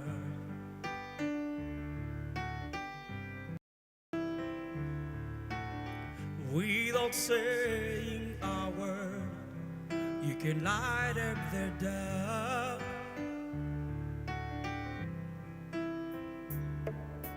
Try as they may, they have never defined what's been said between your heart and mine.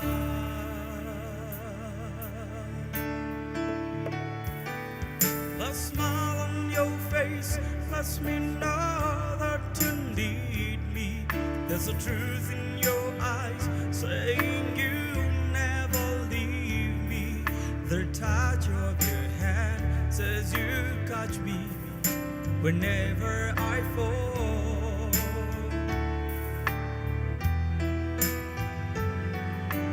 You say it best when you saw nothing at all.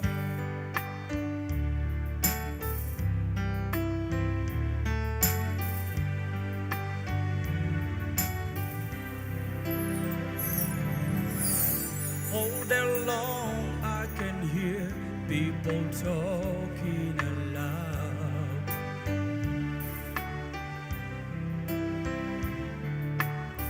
But when you hold me near, you drown out the crowd.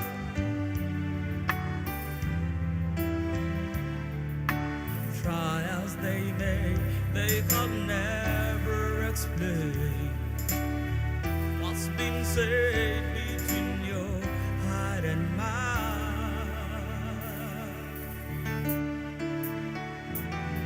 The smile on your face lets me know that you need me. There's a truth in your eyes saying you'll never leave me. The touch of your hand says you catch me whenever I fall.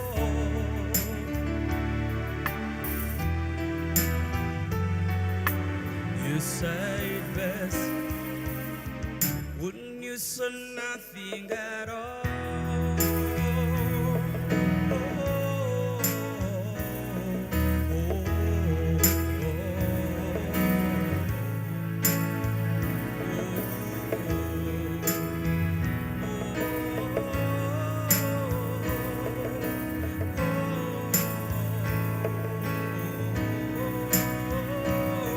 A smile on your face lets me know that you need me. There's a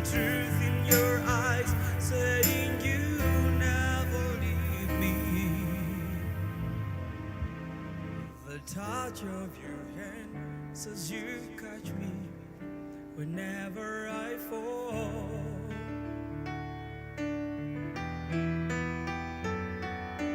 You say it best when you saw nothing at all. You say it best when you saw nothing at all.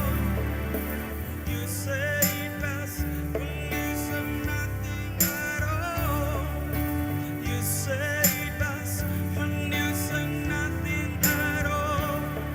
The touch of your hand when you said nothing at all. That smile on your face when you said nothing at all. You say it best when you said nothing at all.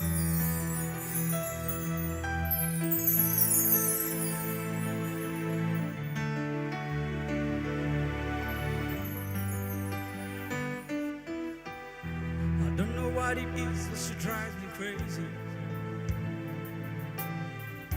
I don't know what it is but she drives me wild. Oh yeah. She says that I'm in control, but I know it's just a lie. Or she can leave me helpless as a child. And oh, I can see forever. You're captured by the beauty of a soul. Oh yeah. You say you're never gonna find a woman like this again. So don't let go, don't let go, yeah. Whether she loves you tomorrow, like she loves you today, she can keep your heart guessing, but she's yours if she stays. Hello, hello, hello, hello, hello. Hello, I request members to come back. Let's come back and resume our business. We have a documentary to show, but I want to request that the alumni, the graduates, get prepared with your testimonies. I hope you were aligned. It is your time now. I'm told there is a lady. I request you in the next 1 minute to be here, and then we resume.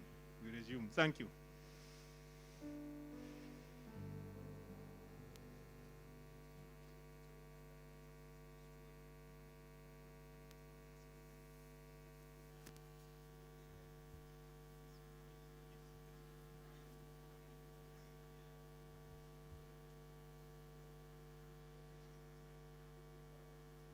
The chief guest, board members, ladies and gentlemen, and all UBTEB staff, good morning. I am Kyomhendo Irene, a technician graduate and an alumni of UBTEB, holding a national diploma in building and civil engineering that I obtained from Uganda Technical College, Kiema, Masindi, in the year 2016. Firstly, I would like to thank UBTEB for the opportunity given to me to share my career story. Thank you very much, and I'm so humbled to be in this place. Secondly, I would like to thank my teachers for skilling me and instilling in me the skills that I acquired from the college. Because of the good curriculum of UBTEB and the technical skill competence assessment and the real life projects have helped me a lot to compete in the job market. I was able to graduate with hands-on experience, with competence, knowledge, and engineering skills that have helped me to participate in construction and engineering industry with efficiency. Currently, I'm employed with Gulf Consultants Uganda Limited, a consultation firm, and I'm deployed on Bulima Kigumba Road. That is in Masindi.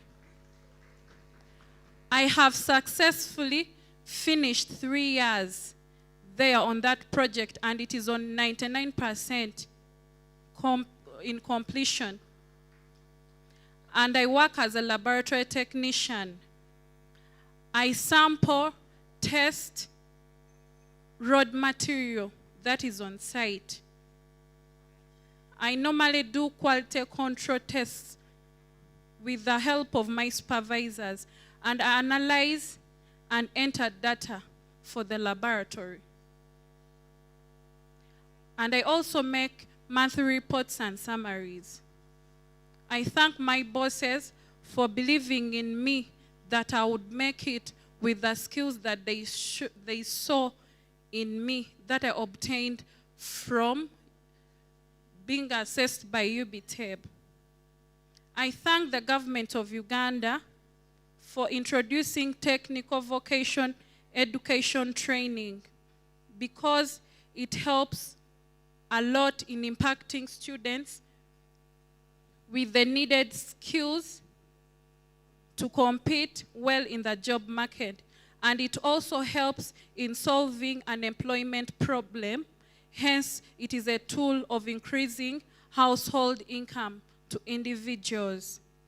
As a woman and a beneficiary of TVET, it has really helped me by creating employment to me.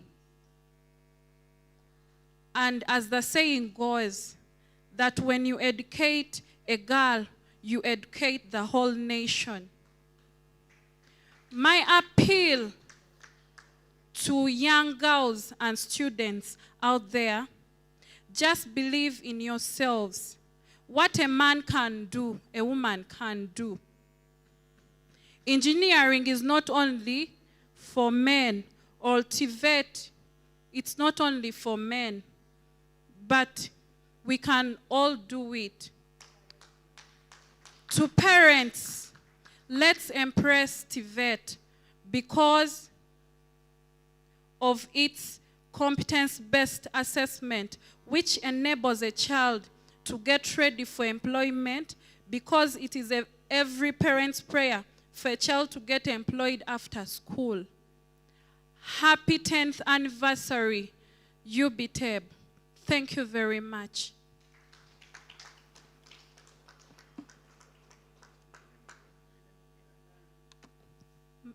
My name is Kyomhendo Irene.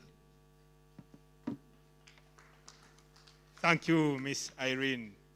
Irene's testimony is clear that TVET is for all, and what a man can do, a lady can do as well. I also now take the pleasure to invite the male TVET graduate and alumni. Please take center stage and let us know the journey you have gone through. Thank you. Thank you very much.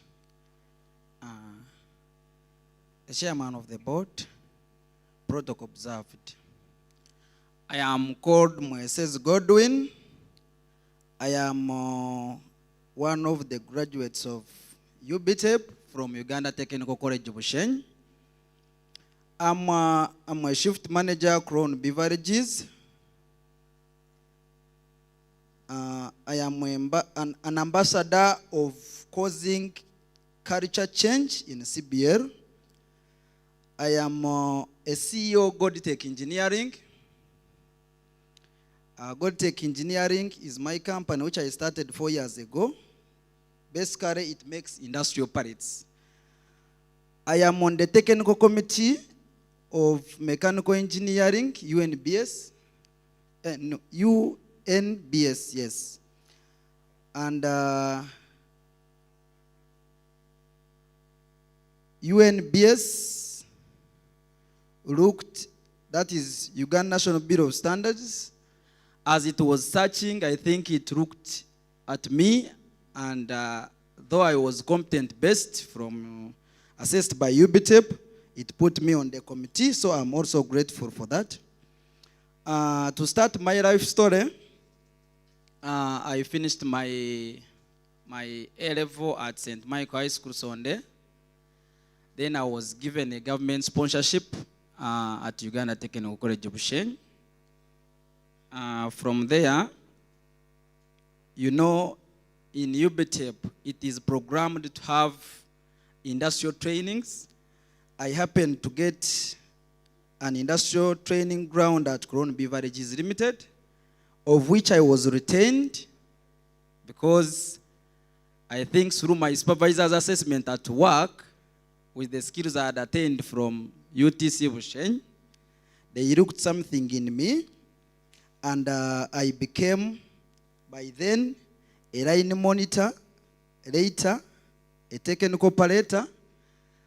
Then I was shifted. By there, you are supposed to be a technician, but I was immediately uplifted to be a shift manager. And I'm a shift manager so far for 5 years. So which means passing through UBTEP grounds, it is not joking subject. Away from that, like I told you, because of the schedule of work, you know, I managed to, at UTC Busheng, I had done the diploma. I had to go for bachelor's at Chambogo University, of which I studied it while working. I also started a company that is GoldTech Engineering, the one which makes industrial parts. It is a business venture, but it has a long-lasting solution of creating a training ground for carpenters. You know, there is a challenge. There is a challenge of carpenters. You see, for mechanical engineering, electrical engineering, when they finish, there are many areas where they can train from. But you find it is hard for carpenters. So I wanted to expand more of my workshop. Though it started as a business, and it is still a business, but it can also, in a few years, it can also act as a training ground for some of the UBTEP graduates, majorly in carpentry, as they do industrial training. Many people think to go for technical college, you have failed. And I tell you, it is not true. And we had passed well, but because of somewhere financial strains, once you are not given a government sponsorship at the university, people should know, even if you go for a diploma, they can give you government sponsorship. And then later, you can, if you wanted to be having bachelor's or master's in a particular engineering field, you can still get it. So I didn't give up. That's why I told you I went for bachelor's, and I'm still going high. There are some people, sometimes they don't know the advantages of going for technical education. There's some advantages of technical education. First of all, you can study while working. If you are financially not stable, it doesn't stop you if you are a mechanic or you did mechanical engineering, when you finish classes to go and work in the garage. If people trust you, or if you a garage doesn't mean that you first make a beautiful or a big building or a big place. It is a matter of people trusting you. When you work for one person, it is another person to recommend you. So you find most of the times we work while studying. That has been a great milestone. I Another chance was for a technical person, before you look for employment, at least you are working. An electrical engineer is looking for a job in the company, but when outside is wearing houses. So there is no way someone will say, I am not employed. I will be a mechanic, outside I'm working as I'm looking for the job. I'm looking for a monthly paying job, and I still have my side job. So that is one of the advantages. And still, it attracts higher earnings. How? Because since you have a side job and you have a monthly job, someone is not comparable. So you see someone doing a technical course, how it becomes too much important.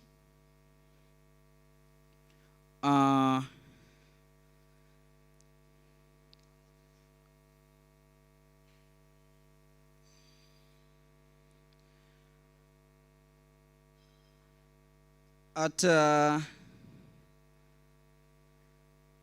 Crown Beverages,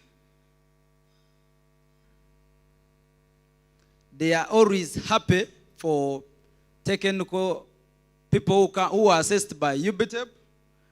I know by now the number which we have at CBL from UTCs is not comparable with others from the university. So that gives us courage. Even if we want to make an association of people who were assessed by UBTEP in Pepsi, the number is big.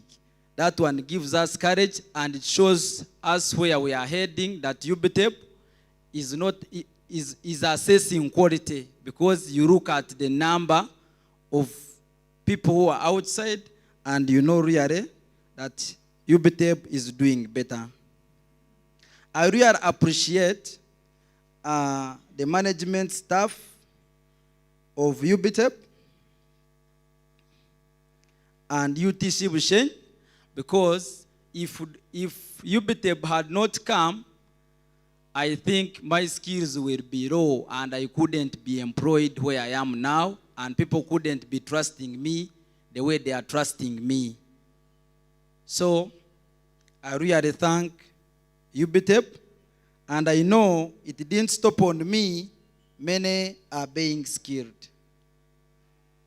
I am happy, and I pray that let more aspiring people keep on coming up, as you have seen us. With those, I thank you.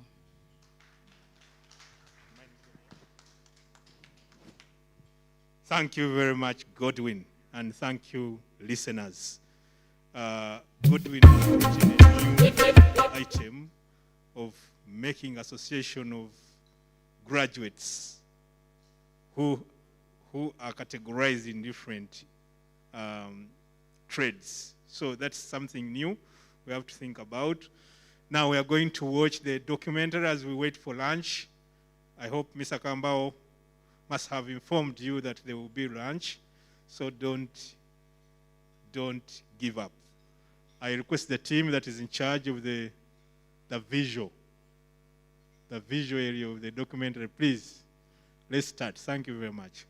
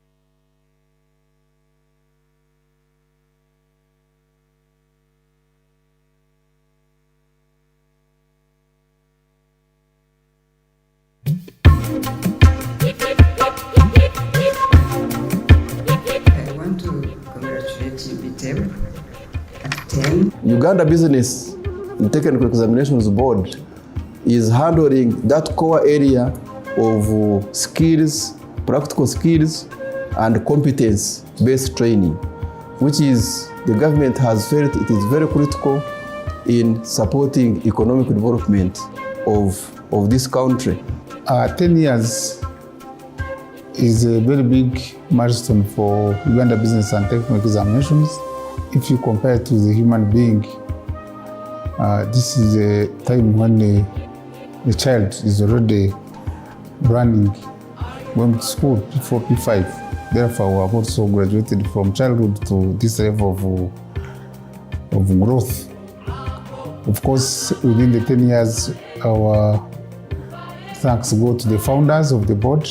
The founder chairperson was Wanyama. The founder executive secretary, the current honorable Ntamuhira Twisije, and all members of staff.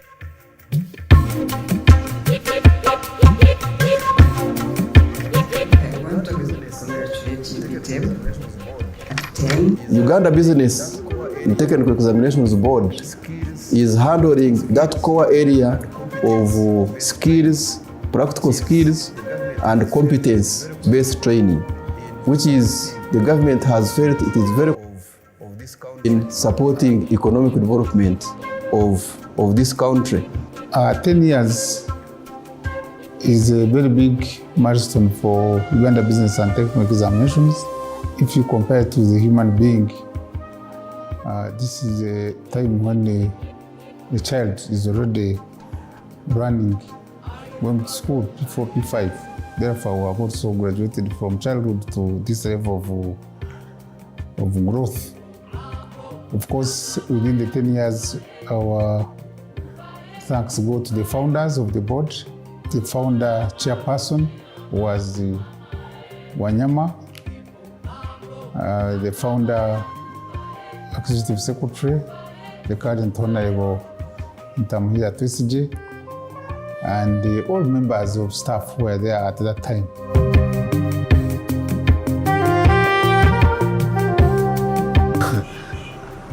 It gives me great pleasure to note that UBTEM has now lasted for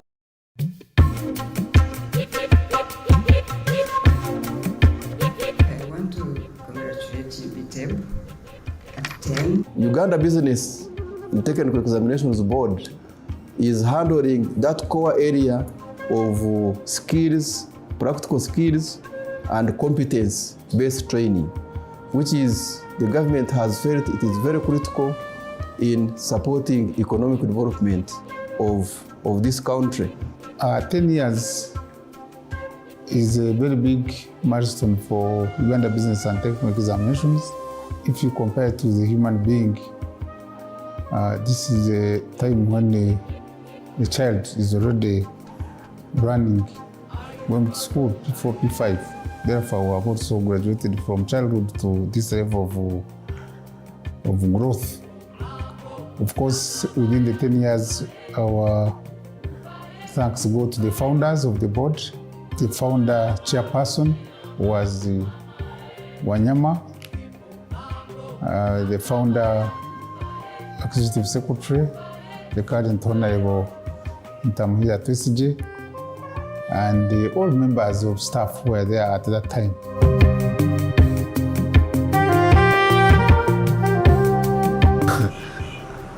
It gives me great pleasure to note that UBTEM has now lasted for 10 years, at least 10 years.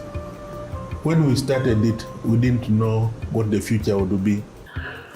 When UBTEM started, it was after a long struggle of ensuring that skills training in this country takes root, and also ensuring that the population understands the needs of skills training. Of course, it was also a challenge to us because it was the first of its nature in Uganda to have a specific examination board for technical vocational education and training. But it was a very powerful board led by Professor Wanyama, and we were strategic. And we started by working with stakeholders to ensure that the curriculum is competence-based. So my memory of UBTEB when I joined it in 2013 as chairperson of the board was that it was a humble institution with humble beginnings. But it had very committed staff. It had the executive secretary, Honorable Twesji. So I was received at the ministry headquarters, and I got a letter signed by the minister, gave me the assignment. I was given one room with one very old computer, one desk and one chair. They told me, start the board. In the beginning, when we came in, it was, you're starting from scratch. There's no table, there's no chair. We had there was a big round table. Actually, that table, we use it now for our lunch. Also, one of the most challenging was how to organize the examinations, because the board was set up in 2010, and our ambition was already by 2011 to start administering exams. So this was quite challenging, and we were wondering whether we would manage it, but we did manage it. And in 2011, we administered the first exams in November, December. We struggled and conducted our first examination, that it was hell. I spent close to 3 days without sleeping, but I had brought on a team. It used to be hell with the registrars coming here with sacks full of raw marks. So it is something that really was very strange, but we felt maybe it was not possible to change it. We had a lot of sensitization workshop where we had a lot of challenges.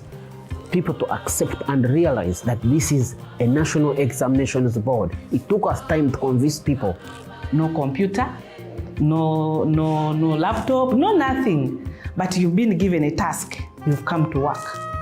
So we had to work around. I had to bring my laptop from home, my personal laptop, and we started like that, and the rest is history. I realized that the staff that we had recruited were self-driven, and they helped us to do the work of the board itself was good, and I'm telling you, I was seeing the light at the end of the tunnel. In the 10 years, we have worked with many partners, and on this note, I'll pass a vote of thanks to the Ministry of Education and Sports and the government who have supported us towards our budget allocation. These are our major funders. We are largely funded by government, and in the last 10 years, government has been there to see that UBTEB grows in terms of budget and human resource capacity. And on that note, I thank the ministry. We are very happy that UBTEB has moved consistently in building its capacity to promote training in this area of competence-based training. When we look at the numbers compared to the first sitting of the exams, we are looking at about 28,000 candidates. If you compare to the current, which is almost 102,000 candidates, there's a very big growth.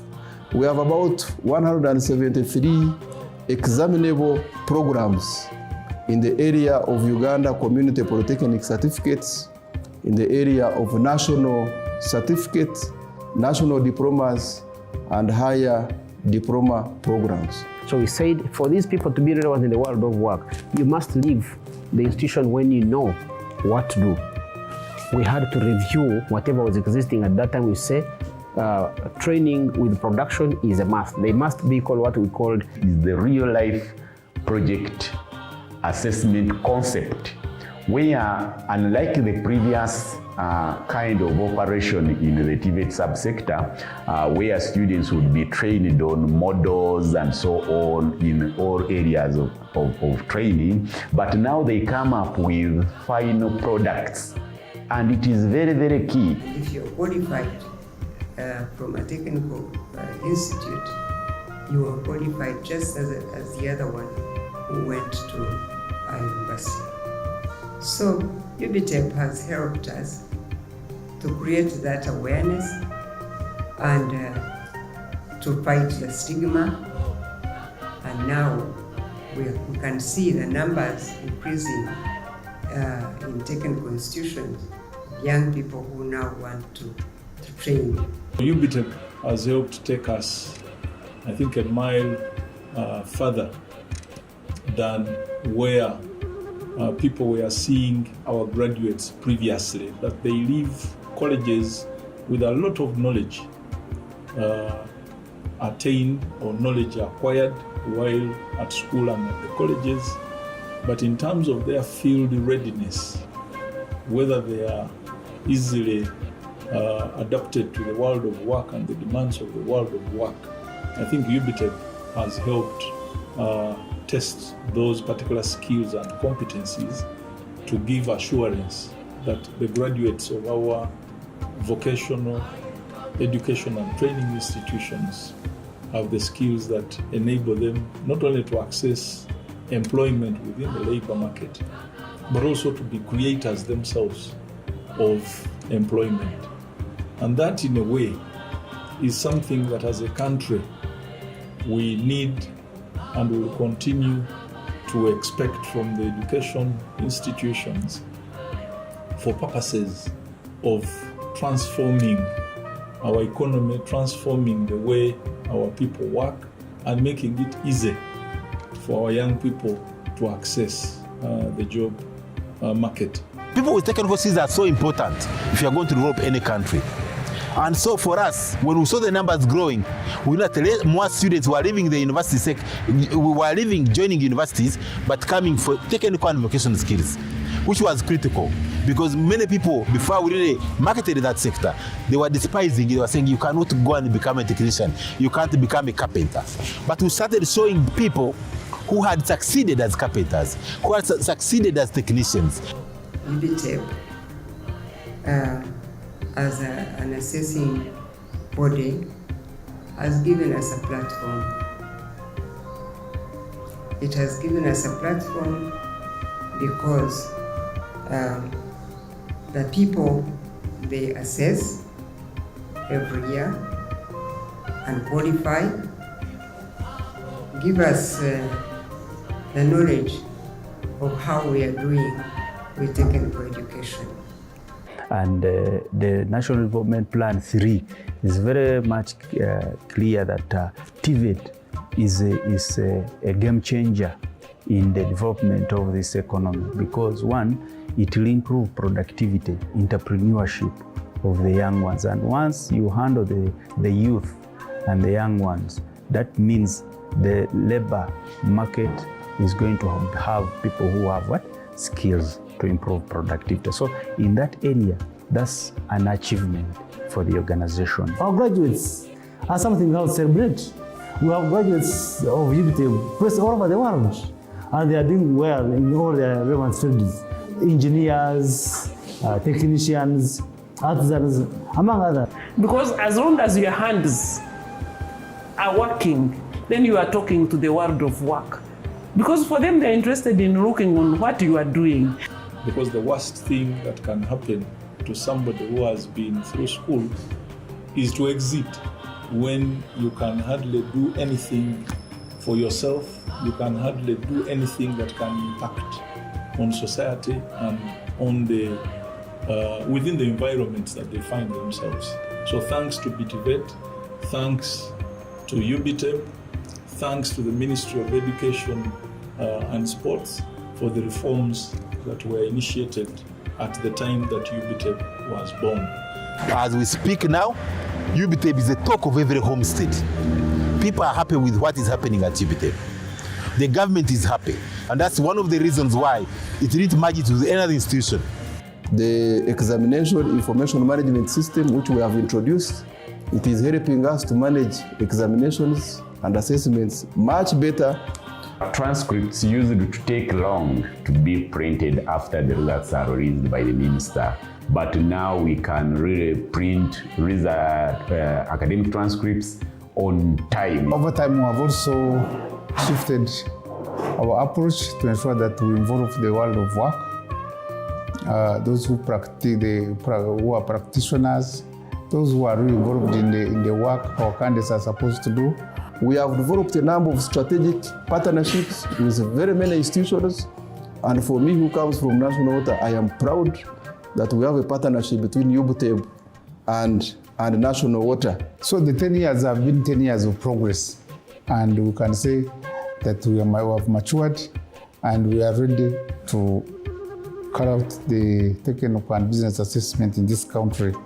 It has made the BTVET reforms that government promoted become a reality. People have accepted the graduates that pass through UBTEB. People go out with skills, and the employers are accepting the trainees from here. In their emphasis on competence-based training, I want to thank our Ministry of Education, especially the Mama Honorable Janet Museveni, who has been very candid with TVET training and who understands very well the mission of TVET training in this country. And I think with her, we should be able to make very significant inroads in this very important area. I want to thank the board, as I said before, for being very consistent on the mission of UBTEB, and of course also the management. The management is always in the kitchen, cooking things, and we want to thank them very much. And I want to appeal to the public to develop confidence in TVET training, join, so that we can also develop this line of capacity building in this country.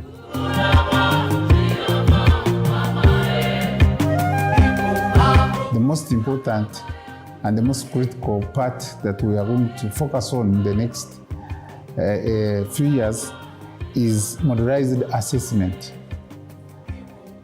Modularized assessment being that we want to ensure that our delivery and the way we assess becomes more flexible, becomes easier for students who will be doing this type of training. That if one comes in, can do one module, but with that one module should make a competent technician to go and work. And maybe at a later time, at a convenient time, that person can come back and do another module for final award. I want to thank UBTEB. Personally, I have looked at how now they are modularizing the existing curricula, and I think that is the way to go, because I shouldn't be tied into an institution for years and years when I want only one component. I should come, do my module, assess me, and I go and make money. If I feel I've made enough money for that stage, I come back and make more money and learn more skills. And doing that, TVET will be flexible, will be interesting, and will be admired. And I want also to call upon Ugandans who are running here and there to universities, then you come back and tell us, we need to skill you as graduates. Why don't you come and we skill you, and you graduate with skills? The number two, of course, related to that is continuous engagement with the industry, continuous engagement with the world of work, because we have realized that they play a very, very key role in as far as assessment is concerned, in as far as TVET training is concerned. Even when we are talking of training and assessment, the industry, the world of work, these people are yours and are going to work in your fields. So you need to open your workplaces for trainees to come and work on the real life situations. We are now going into infrastructure, having our own infrastructure, because UBTEB is currently renting premises from other people, but we want to build our own assessment center. Now I see the government constructing several technical institutes, several technical colleges, refurbishing several of these institutions, and all that aimed at skilling Ugandans. The Skilling Uganda program has really taken shape. It is really a great program. We are moving towards even accreditation, to be able to accredit courses. We have the oil industry, which is now growing.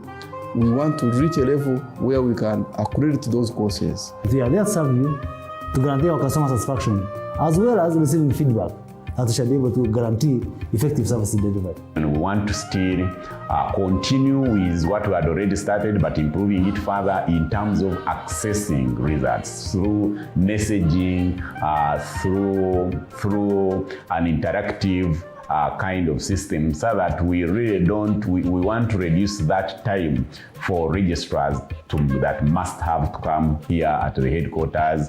We also want to support the establishment of a national technical university. You will notice that right now, most of our people are not willing to undertake TVET courses because they think their future just ends at getting diplomas and getting higher diplomas once they have done better. So we now want to show them that you can even go beyond, get a degree in technical training, get a master's, and even get a PhD. So there is an idea in this country to set up a national technical university, and we want to be relevant to that. My message to the country and to all those who are relating to the UBTEB is that people should embrace skills training. It's the way to go. In the next 10 years, we are looking forward to a UBTEB that will be the main assessment institution in this country. We are looking for the time where the students that go through senior 6, more than 50% end up in UBTEB institutions, like assessed by UBTEB on skills. So that when we look forward to the next 10 years, we want to see Uganda as a country with the highest human capital index in the world, in the area of science and technology. So that companies in United States of America, in Canada, in the European Union, in China, in India, look at Uganda as the place where they can set up industries because of that cheap human capital, quality human capital. To all our stakeholders and UBTEB staff, I thank them and promise that we shall deliver as per our mandate, our current mandate, and we shall ensure that Ugandans have the right skills for the right jobs. I'm Jomhendo Irene. I thank UBTEB for imparting in me the skills that have helped me in the job market. One can very easily forget what you learned in school. The skill you take out of school, the skill you graduate with into life, you carry it for the rest of your life.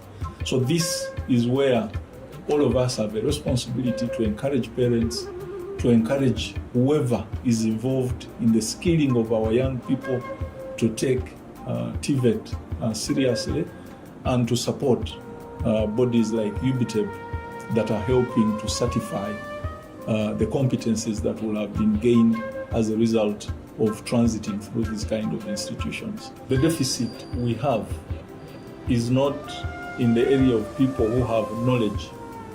It is in the area of people who have the know-how, who know what to do, how to do it, and who can ultimately get out there and do it.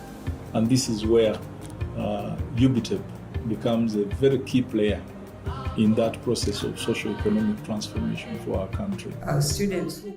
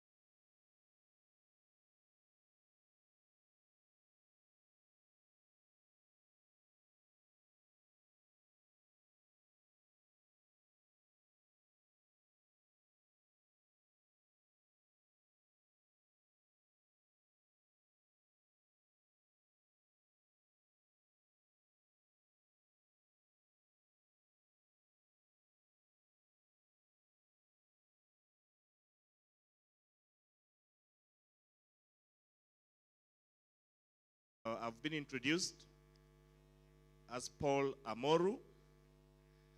I represented the people of Dokolo in the 10th Parliament.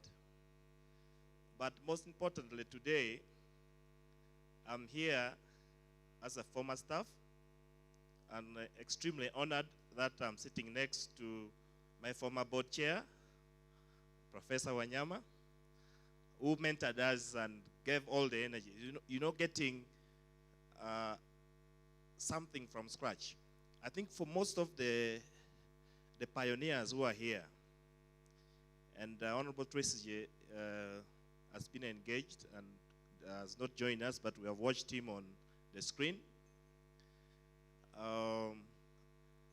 The story of UBTEB is very interesting. It was a weighted task that was placed on the shoulders of the board chair here and the staff who were there then to come up with an assessment, a national assessment body that is not going to do business as usual. We are now going to go through practical, hands-on assessment that would match with the policy of government of skilling Ugandans and ensuring that we are able to change the story, change the mindset, and get in as many Ugandans as possible to embrace skills education and training, because around the world, economies are built by a human resource that is productive, that is skills-based, and is able to create jobs. So that is where UBTEB finds itself, and I want to very, very sincerely commend and congratulate the President Executive Secretary, Ndugu Oyesije, and his team for the awesome work you have done, and for bringing UBTEB to this point and listening to the things that have been lined up, the ideas that have been suggested, the construction of a national skills, I don't know what to recall, it is a national skills assessment center. It could end up being for the entire region. It will go beyond the borders of this country. So I am extremely proud and always remains committed to the interest and growth or advancement of the objectives of UBTEB. So for our guests, while at UBTEB, I was the communications person. So I worked closely with Ndugu Narazi Kambaho and many of you right there. And I can tell you the name UBTEB it rings a bell anywhere in this country now when you mention UBTEB.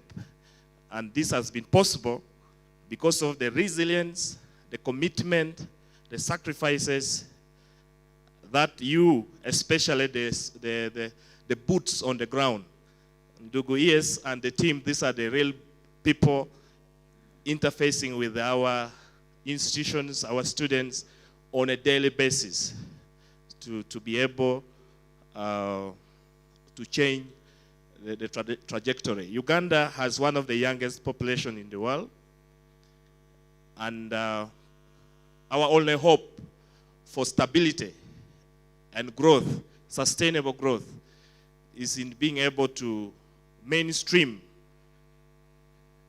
skills, education, and training. And I cannot think of any other institution at this point in the country that is better placed to bring that dream to a tangible reality. So I think observing a day like this, in my view, is a point of reflection.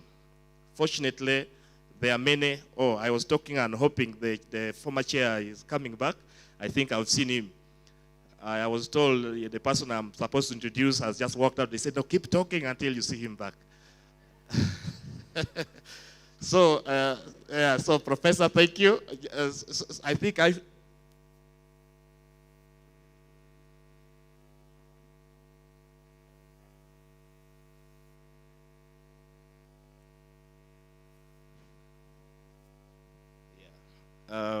ndugu Wamani. Yeah, these are the new recruits that came the other day. But so just in about a moment, when I will now take the honor to invite our former board chair, I will certainly very humbly request those pioneers just one more time to come and stand right beside me, because I think this is now the moment of pioneers, the UBTEB original.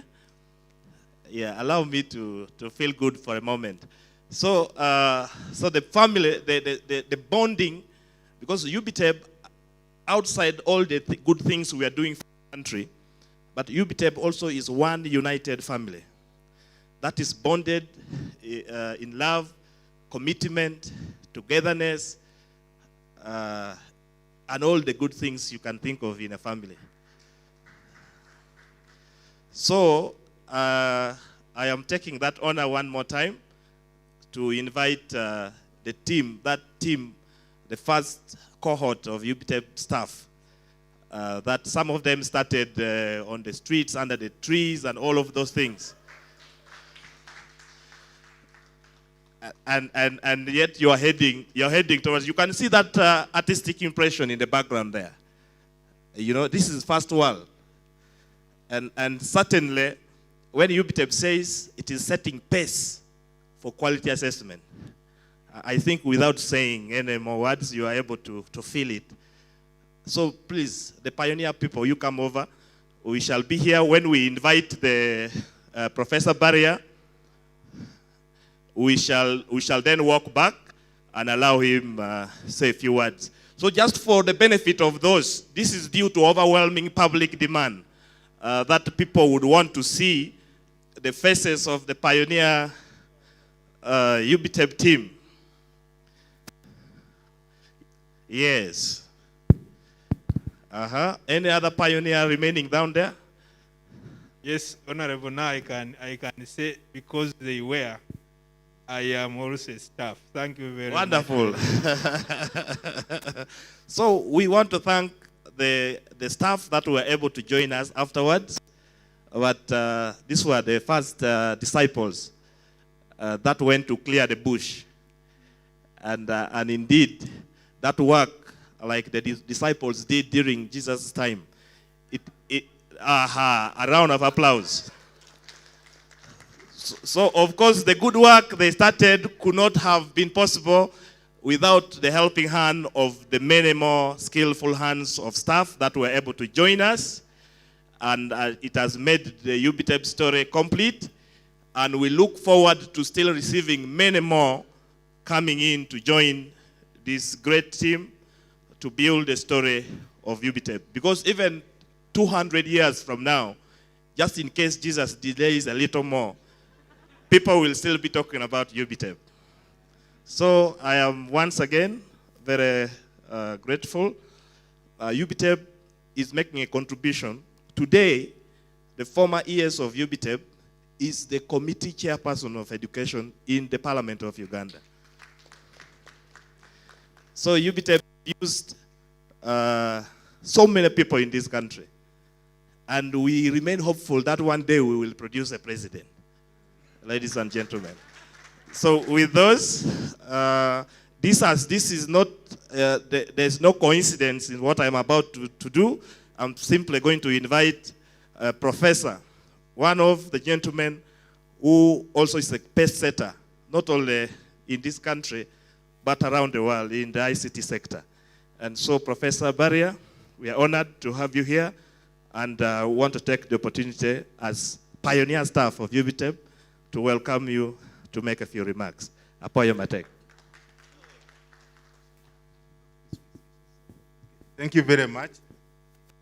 Since I'm here with a former colleague, you know, as a vice chancellor, when she was vice chancellor, damn, hey, VC professor, stand up and give 5 minutes for my speech. You speak what I should have said, but I'm going to speak, but you do 5 minutes for me. So now you can imagine. Thank you very much, Professor Barrier, the chairman, the former chairman, Honorable Minister, I think the board members, the UBTEB staff, and all invited guests, ladies and gentlemen. I want to say, glory be to God. Yes, never, the Bible says, never despise the days of humble beginnings. That not by power, not by might, but by the Spirit of the Lord, that you will see things accomplished.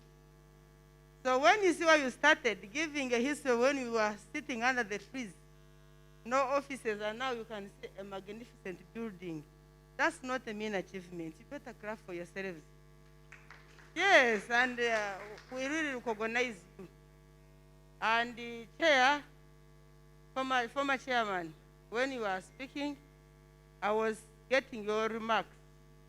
I think one of the things I captured was on, let me first, and I see what I recorded about you.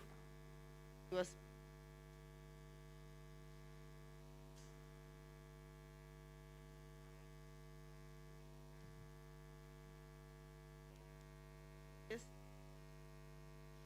yes. I noted the key things from what you made, your remarks. So it was when you started, you didn't know where you were going. But you were sure you were moving. And now you see where you have reached. That's a celebration of your starting. For us, yes, a celebration of your starting. For us, we are building on what you started. The other thing you said, growing. In growing, you didn't know how you would grow, but you have grown. Then the impact of competencies. Professor Simon Wanyama, the impact of competence is what taking UBTEB to another level. That's what I picked from what they were commenting about. Therefore, you have made UBTEB what it is. For us who are coming on board, and who have come on board, building on what you started, and seeing UBTEB where it is. I was looking even at the budget. Before they had given us your previous budget. Now when you start talking of billions of money, don't just underrate that. And to me, Chair, with your mandate, you said, I say what you wanted to say. The team that was here, me, I've already posted, I was sharing it. You should give them a step high of promotion. Yes, that's one way of recognizing people who start. What else could we do after 10 years of recognition of people who started? If you start well, but if you started badly, we wouldn't be here. Maybe we would be struggling. But you are celebrating your achievement. All others built on what you started. So, Chair, and since the current chair is not around, we need to think about it. And yes, me, I'm not enforcing it, but I'm sure board members who are here is something we should think about. Then others can learn from it. We should recognize people when they are still alive and when they are still serving. Let's not wait and we give people money saying, well done. No. So me, I'm very grateful. And like someone who came on board, actually I find UBTEB, you are very well organized. I see how you conduct your meetings. You have a nice team. Yes, you have a very nice team. Me, you always come. Some of us who come from outside, you don't know that we see you. Me, I see you. I see how you welcome us. I see how we go to meetings. I see how we go out. I see how you are really eager to help and to do things. I can tell you, you are a very strong team. And And having sat on even your appointments committee, I see many of you, you have the jobs that you have because you have what it takes. Because I've seen you, I've seen even your promotion assessment, your assessment when you are renewing your contracts, it is really very, very objective. And therefore, you should really aim high, but you should also give you a step higher. That people can really be motivated, and even others should learn from people who do things very well. Yes, that's what I say. Thank you very much, Chairperson. Mia, 1 more minute. Now 1 more minute, what do I say? The 1 more minute, maybe I should say this one from a provider, from a provider's point of view. I have a technical called Mamita Technical and Business Management. But you realize it's not what brought me on the board. Mamita started in 2016. It was a vision because it started as a primary school in the village. Then we wanted to touch a pen. So we thought of something where we could have an impact. And me, I love education, I love imparting skills. So I went into the technical institution. Little did I know that I was going to sit on IBT board. Me, I just came from the private university.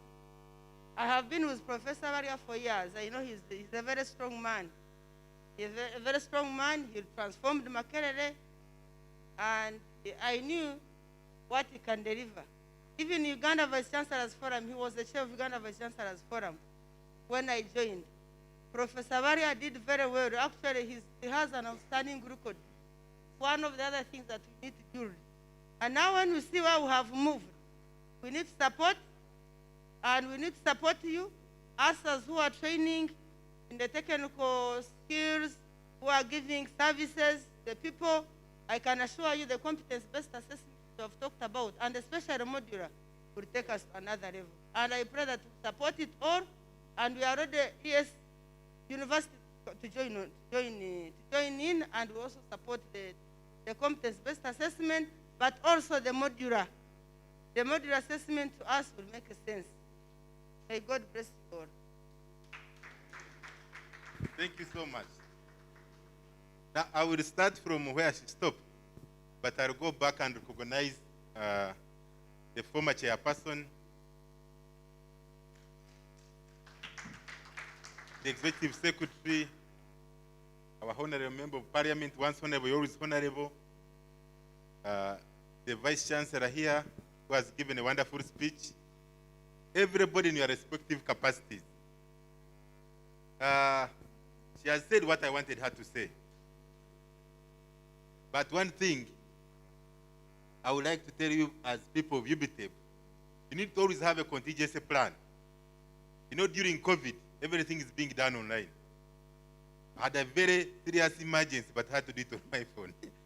So I had to first ask her to give a speech, and she gave a wonderful speech, and I was able to finish.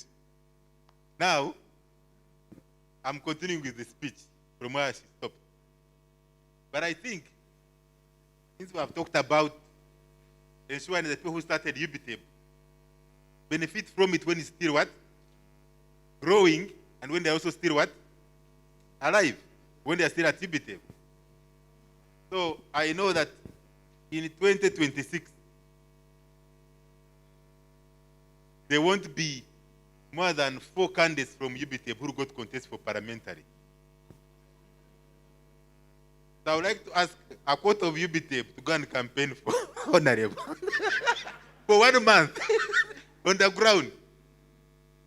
Hey, you have not clapped. Yes. So, yes. So really, I'm very, very, very happy to be part of UBTEP. And I'm always happy to be part of the institutions that have made me, since I'm far away from people, and this thing was sanitizing. Let me just first remove my mask and speak from a distance. So when you're part of an institution, it becomes part of your profile, becomes part of what you are as a person. That's why some of us, when issues are not okay at Mackay University, we don't, because we have left, we don't say, hey, it's okay. We always want to ensure that Mackay University is the better institution, better than how we left it. And we are happy that's still a very good institution. And we are going to continue praying for that, even 100 years from now. Though with technology, we are going to live longer. Don't expect us to die at 90 years, 100. No, we are going to live longer. So we are going to pray for that. Now, when I came to UBTEB, I found it to be a very, very good institution. It was focusing on what we really needed. I had studied abroad. I knew the models in Germany. I knew what was happening in America with the community colleges and so on. So I knew what was happening in China, South Korea, Hong Kong, and others, even Singapore. So I felt that UBTEB had an opportunity to contribute to the growth of the private sector in this country. Because the private sector needs employees, needs technicians, all those people you train at UBTEB, the ones with the skills. The hotel industry needs those people you train at UBTEB. They don't need degree holders. Degree holders are just supervisors. You know? So we felt we could contribute to that. Of course, build on what was there. I remember when we took over, we didn't have many programs we wanted to run. Some institutions are not accepted to be assessed by UBTEB. And he did good PR, a lot of good PR, and we were able to bring on board many institutions. And we are still bringing on board more institutions. But the landmark achievement in terms of recruitment came when we were able to convince the Ministry of Education and Sports that we need to harmonize assessment. And the Permanent Secretary issued a directive for institutions to ensure they are assessed by UBTEB. Those are supposed to be assessed by UBTEB. And they came. So we are happy for that collaboration or the guidance board is received from the Ministry of Education and Sports, and the support. Support is not only about money, it's about enabling you to do your work. And the Ministry has done that. Did that when I was chairperson, still doing it even today. I always follow on TV, I always follow the events at UBTEB, and so on. So to me, that is a very, very important thing, and it's a good thing. Now, UBTEB is already contributing greatly to the development of this country. But you know, as you grow, you need to always go back and assess how you do things. One of the things I came across and had to discuss with the ES, some of these people you bring at UBTEB to set exams, two of them were saying that you take away phones from them, you take away computers from them. And I said they don't want you to record or send away what? Exams, isn't it? But for them, they were saying that when you look at exams in South Africa and other places, people use those gadgets to ensure that, you know, they can't remember everything in their head. Because the exams have some diagrams, have some models, have this and that. I said, okay, if they allowed you to do that, then how would they be sure that the exam is secure? Whatever you have said. Said, why don't they ask us to set like 5 papers and they pick questions from here and there? So what they were telling me that when you put them in a room without anything, they are not able to research and set good papers at times. But again, I said, UBTEB wants to ensure that nobody cheats, right? But these are issues you can look into. I mean, feedback from the community. And, but they were happy that you are doing well. There is almost zero leakage of exams, that everything is running well. So for us, who are part of UBTEB, we are proud of the great work that is being done at UBTEB.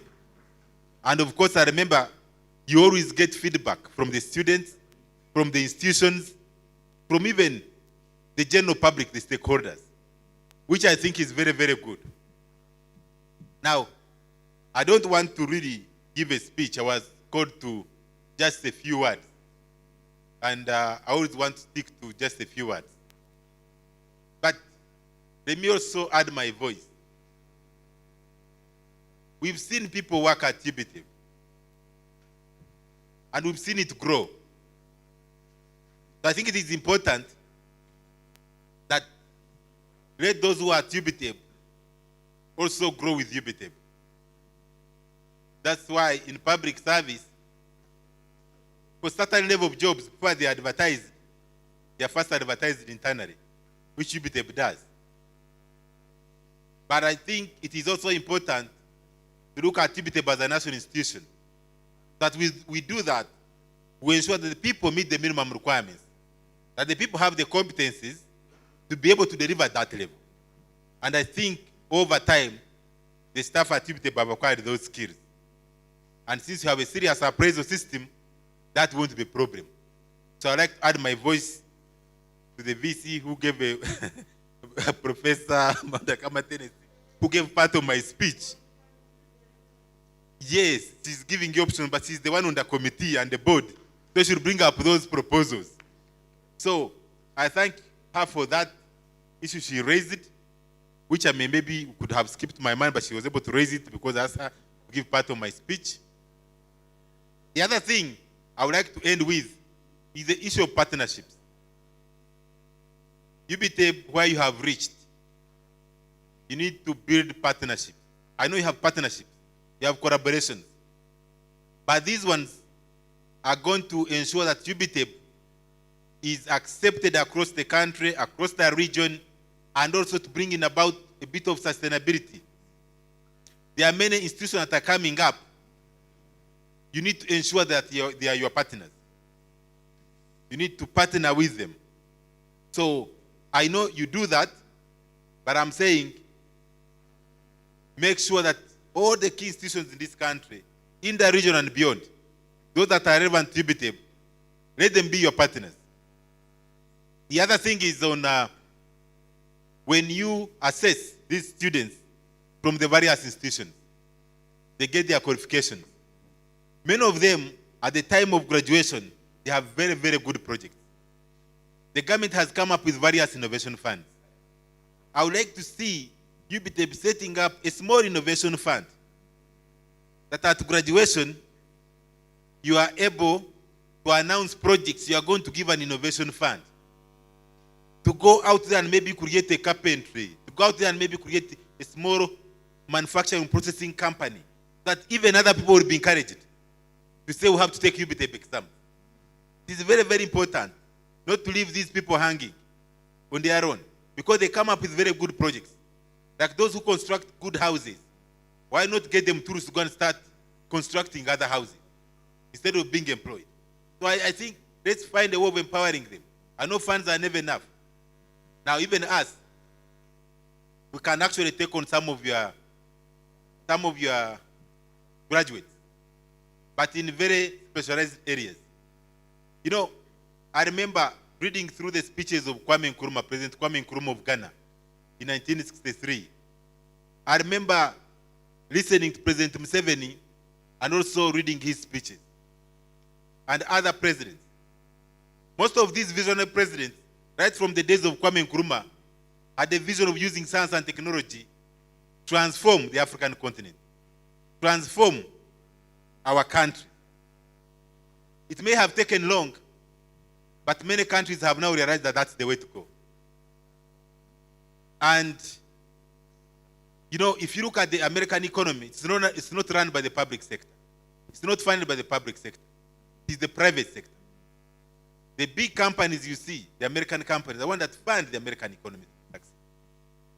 So even us, as Africa, we need to start having big companies that can fund our economy. And some of these big companies are not going to be those who are going to be selling cement, selling posho. They are going to be in the area of science and technology. There is an area which we call artificial intelligence. You know, we have human intelligence. Artificial intelligence that is able to make robots work and so on. Artificial intelligence helps us to do a lot of things. There's another area we call Internet of Things. Since 2018, projections have been clear that in the next 10 years, more than 80% of the world economy or what will contribute the GDP of the countries will be in those two areas. Many countries are going to be making trillions of dollars from those two areas: artificial intelligence and Internet of Things. And that will be in the private sector. And because of that, when I was in the US recently, that was about 7 months ago, and I visited my other partners in Europe and other places, we agreed to start a challenge on the African continent. And that's a challenge, the Africa Internet of Things and Artificial Intelligence Challenge. It's for the African continent. And all we are trying to do is to get finalist students who have good projects in Internet of Things or Artificial Intelligence. Also get startups within our country that have come up with good startups in those areas. And I'm happy to report, and we expect to get some from UBTEP, but today I'm happy to report that we've been able to identify 3 good projects of finalist students. One project is from Makerere University, those are the winners. The first runners-up is from Kabare, and the second runners-up is from Bustema University. 3 good projects. I've also been able to get 3 excellent startups. And those projects, the 3 student projects and the 3 startups, they are headed to Dubai for the African contest. And they'll be there from the 12th to the 15th of December. And we shall know who the winners are at Africa level. But it is not about the contest. It's about what's going to happen in Dubai. Dubai, these people we are taking to Dubai now are funded by IEEE. That is the Institute of Electrical and Electronics Engineering, or engineers. This is where you see people like the owner of Amazon and all those guys in engineering. Engineering has, the typical engineering has computer science, has software engineering and all that. Those are the people who are members of that association. One of the important associations in the world. And the whole essence of that, it's going to be the annual global conference for the whole world. All those big people will be converging in Dubai. But also, the private sector companies across the world, they will be at that conference to identify talent. So what is going to happen is that in addition to competing at Africa level, these companies and startups from Uganda will have the opportunity to interface with the major companies that can invest in their startups, that can look at the ideas and advise them on what to do. So we are creating that network. And I'm very sure within the next 2 or 3 years, if not this year, we shall have one startup from Uganda being accelerated in Silicon Valley, being funded by some of those big companies in the US as a startup in Silicon Valley. And when that happens, within the next 5 years, we shall have a company owned by Ugandan that is a $1 billion company. And you will see how our taxes here will go up. You know, we are counting taxes in trillions of shillings, right? But when you start counting in billions of dollars. So UBTEP, you are focusing on skills. I want to tell you that's what makes innovators. I want to thank you very much for this wonderful event. I don't speak for long, but I want to say thank you so much. I'm always part of UBTEP. I'm always happy to be here. Thanks for inviting me. I'm always part of you. And I always wish you well. Because UBTEP will always be part of my profile. It's a great institution. When it becomes greater, and I say, oh, I'm a former chairperson of UBTEP, they'll be looking at UBTEP there. You get what I'm saying?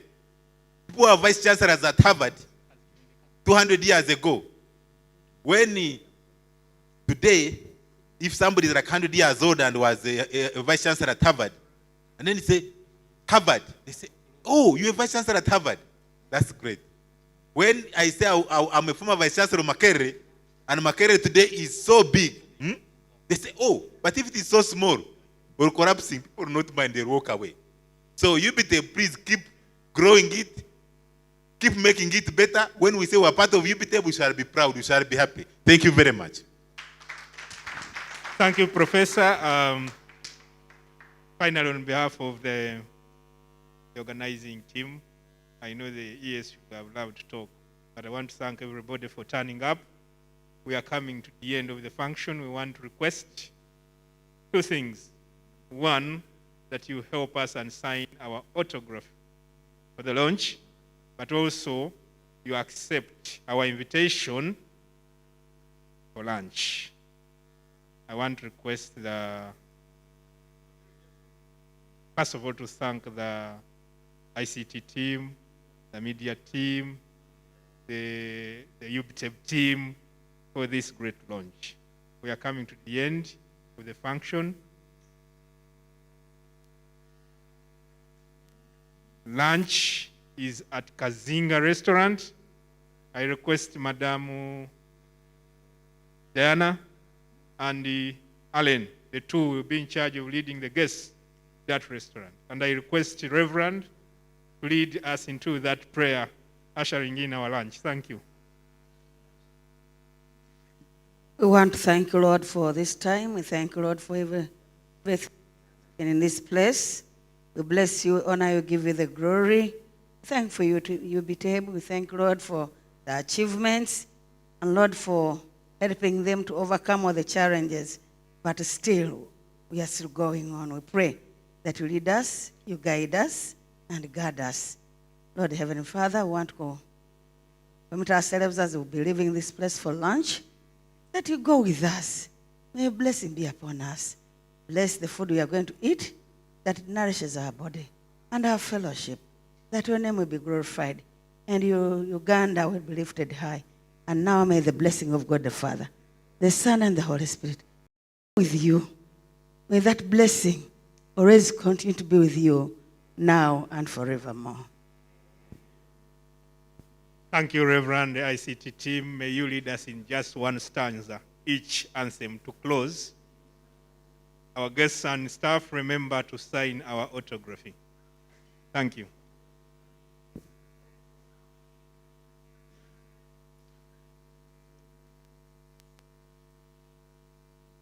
Let's stand up and we close the function with anthem. In reverse order.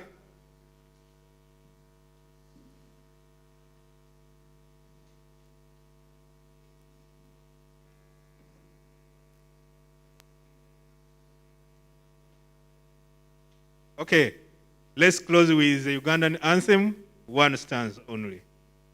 Oh, Uganda, may good the body, we live our future in thy heart. United, free, for liberty, together we always stand. Thank you very much. Dana, please lead the guests.